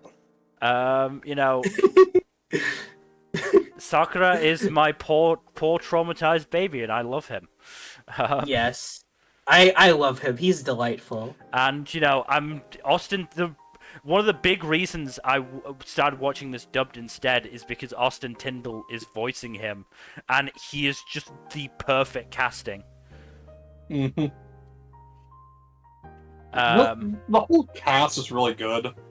I mean, that's the thing. Sakura is excellent. This is a show that I looked at the cast and went, God, I might end up watching the subbed as well at some point. Because this has got such a Yuma good Uchida, fucking cast. Nobunaga Shimazaki, Yuichi Nakamura, Koki Uchiyama, Shoya Chiba, Ikumi Hasegawa, Yusho Umehara. Yeah. Really good cast. No, it's really got a cast. really fucking good cast. Yeah. So you watched episode 3, so you've met Umemiya then. Met Umemiya, who is just fucking amazing. Yes. He's great. Fucking Gojo, Yeah, basically. He's like a more agrarian Gojo. Yeah. Yeah. I've also met Tagame Joe, who is an interesting character thus far. Yeah. And also met, presumably, who's going to make up the main group, Nire, Sugishita, and Suo. Yep. They're all very fun. Also, poor Hiragi. Oh yeah, Hiragi is just like does not need this drama in his life. The fact that he just like is pouring those antacids into his hand is just so Yeah. funny. And Suo's just like, I would have gotten involved as well, but I'm not sure. I'm not sure your stomach could take it. Yeah, it's good. But I loved Suo's fucking Leonardo DiCaprio joke. And the fact that Sakura fell for it is so funny. Sakura is just a delightful dork. Why did he say he's Leonardo DiCaprio? I don't know. Shits and giggles. Suo is great. Suo You'll see is- more of it in episodes 4 and 5, and it's Good. really fun. Because he's also voiced by Dallas Reed, who I have nothing but the highest praise for. They are an absolutely fantastic VA. I mean, I think Episode 5 puts a lot of spotlight on Suo, and it is really good stuff. Good. I'm really glad to hear. But yeah, God, fucking Nire just like, oh my God, your hair! How stressed are you? You've got to relax, my man. Jesus Christ, kid. Oh God, no, this has been really fun so far. I'm not sure the animation has quite hit the heights of that big fight at the end of episode 1, but you know, it's obviously still been a high standard. I Not feel a like lot's a actually record, gone but it on, is- anyways. So There is some really good action animation in episode 5. Cool. Okay. Okay.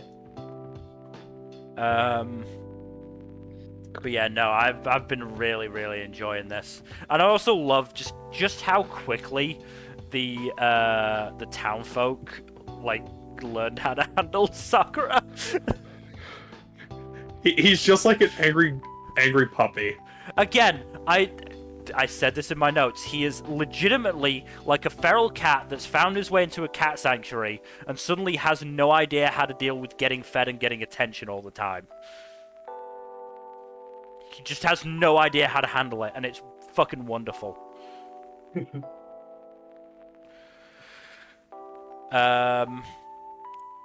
What else? Was there anything else I wanted to say? I think. Don't think so. There's a lot of good stuff in here. You're gonna get more soon. No, I'm looking forward to it. I have to wait until Thursday. God. Ugh. Thursday is actually pretty loaded, honestly. Thursday is not a 'Cause, bad day. Delicious and Let's see, Dungeon, it's Windbreaker, Wind- and Salad Bowl of Eccentrics on Thursday. Yep.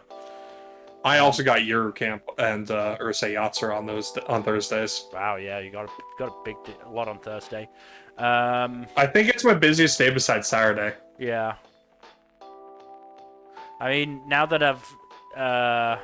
well, until I pick up Bartender, I've also got Wednesday free as well as Tuesday, so that's Yeah. nice at least. But yeah, no, Windbreaker, been really good, really good. Let's move on to our final show, which is, I have to use a stupid Crunchyroll title, which doesn't feel accurate, but Yatagarasu, the Raven does not choose its master. Damn, someone got beat to shit. Yeah, but it was part of a ploy. Ah. That's why he's sticking his tongue out like that. It was part of a fucking ploy, and it was great. Yukiya is a tricky little bitch, and I kind of love him. Like, he like purposefully got beaten up by these particular like shitty nobles, and then turned up when like the lord of the region was there. And, you know, started acting all, oh, I'm so sorry for appearing in such a disheveled state. You know, I was just trying to do my job getting payment for some food that those guys over there, you know, ate. And, you know, obviously I must have offended them in some way. And, yeah, just absolute shithead behavior, and I loved it. Honestly, the whole dynamic between Yukiya and the prince thus far has been really, really good. Because it's clear that the prince is, like, not an asshole fully, but, like, is one of those sort of, like, absent genius types, I guess. Like, doesn't necessarily know, like, how somebody is going to react to, you know, being involved in his schemes. And Yukiya is not taking any of this bullshit.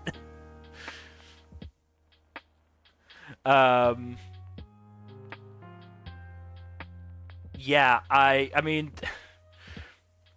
the most recent of his ploys got Yukiya basically working for a gambling den for a month and a half as collateral for the prince's debts, and it was meant as basically a ploy because the prince knew that his shithead brothers, like retainers, met in this gambling den, and he wanted Yukiya to basically, you know, gather some info. He didn't tell Yukiya this, so Yukiya just thought he'd been abandoned for a month and a half.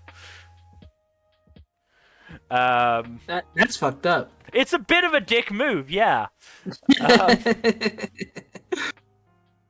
But there's all sorts of, like, political goings on happening. I'm honestly gonna need a cheat sheet at this rate, because there is a lot to deal with. Because there's the 4 consorts. There hasn't been a huge amount of attention put on them since the premiere, but there's definitely still stuff going on there. The prince has still not attended or gone to see any of them because there's apparently an assassin waiting in the palace. You've got the Empress, who is the mother of the elder brother, but not the prince, who is like, fuck you, you little asshole who's taken my son's throne. I'm gonna try and, you know, get you out of here. The older brother, Natsuka, is also, you know, plotting and scheming to try and get the throne as well. And meanwhile, the prince is like, yeah, I don't really have any allies. It's basically, you know, Yukiya, it's basically you and my childhood friend Sumio, and that's about it. Let's have some fun. We're gonna win this. But yeah, no, I have been enjoying it. I've quite liked it thus far. As I said, Yukiya has been really, really entertaining as sort of like the main viewpoint character thus far. I mean, part of it is, let me just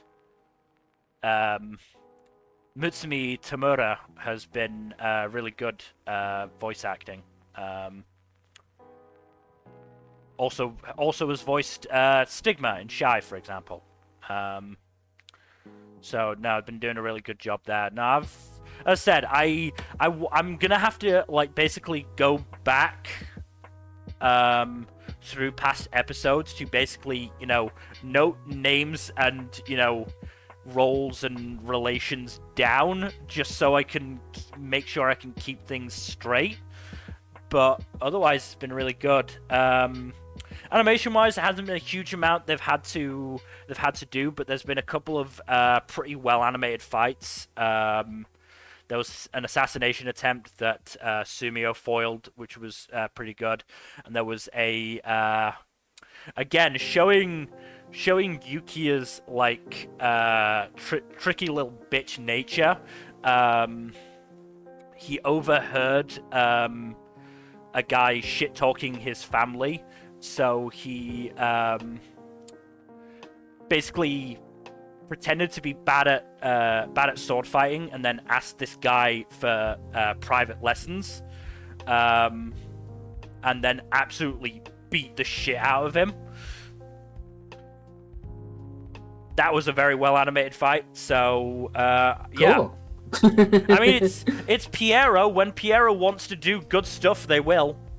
Oh, it's pure. Okay, all Yeah. right. Well, all right. That explains it. Yeah, I mean, A good old studio parrot. yeah. Studio Parrot. When they want to do good stuff, they do good stuff. You know, it's. But yeah, definitely been enjoying it.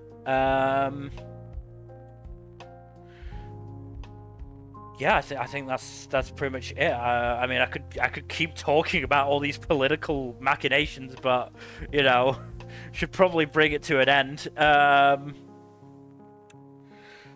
So yes, I guess I'll check out the show. I guess I might give it a look. I'd recommend now that it. now that my watch list has just a bit more space. I would say watch the first 2 episodes because the first episode is very much a setup of the stuff that's going on with the potential consorts, and Yukiya only really comes in episode 2. But episode 2 is such a good introduction to Yukiya. It really is. Okay. But yeah, that is everything we have for you today. I'm trying to think if there was anything I wanted to mention. Oh yeah, did either of you guys hear about this fucking drama with Justin Briner? No, what happened? Apparently a fan asked him during a convention panel about shipping fucking Izuku and Eri. What? Ugh. And he had to be like, he basically posted on Twitter, okay, no more questions about shipping. I don't really want to get involved in it, and it's not going well. So yeah. What the hell? You don't blame him for shutting down those conversations at that point. Yeah, no, that's no. He was probably right to do that. Yeah, Jesus. no, that's to do that, to ask that in public in front of like so many people. What the fuck? I do not understand that person to do that. Like, yeah, no, just no. Yeah, no. So I just wanted to get that out there. No. Don't do that. Look, for the love of God. If you headcanon it that maybe Eri has a crush on Deku, that's fine. But shipping the two is just fucking weird. No, bad. Exactly. Bonk. Hold on. I think there we go. There it is. Honestly, what you do in the safety of your own head doesn't concern me. When you bring it outside into the real world, no. Fuck off. Yeah, and, especially asking that at a panel. That is, come on. Asking a voice actor that at a panel is just dick behavior. It's pretty cringe, bro. Not gonna lie. Yeah, fucking weird. Anyway, yeah, I think that's about it. I certainly can't think of anything else. So, thank you everybody for watching. Hopefully you have enjoyed. In terms of future stuff, Tuesdays, Thursdays, Saturday, and Sundays, as always. In terms of our next anime stream, if I just go and check the schedule, I believe it will be on the 18th. So look forward to that. And hey, good news! From the 9th onwards, I'm going to be from the 9th to the 19th. I'm going to be on holiday, so I might actually stand a chance at keeping up with my anime. Huzzah! Emphasis on might. Yeah, might. I make no promises. But yes. Otherwise, again, thank you everybody for watching. Please do give us a follow here on Twitch and all that YouTube stuff. Like, subscribe if you've not already. Please leave a comment down below, and don't forget to press that bell icon to get notifications when we upload a new video. And otherwise, hopefully, we'll see you on Tuesday. Good night. Later. Bye-bye.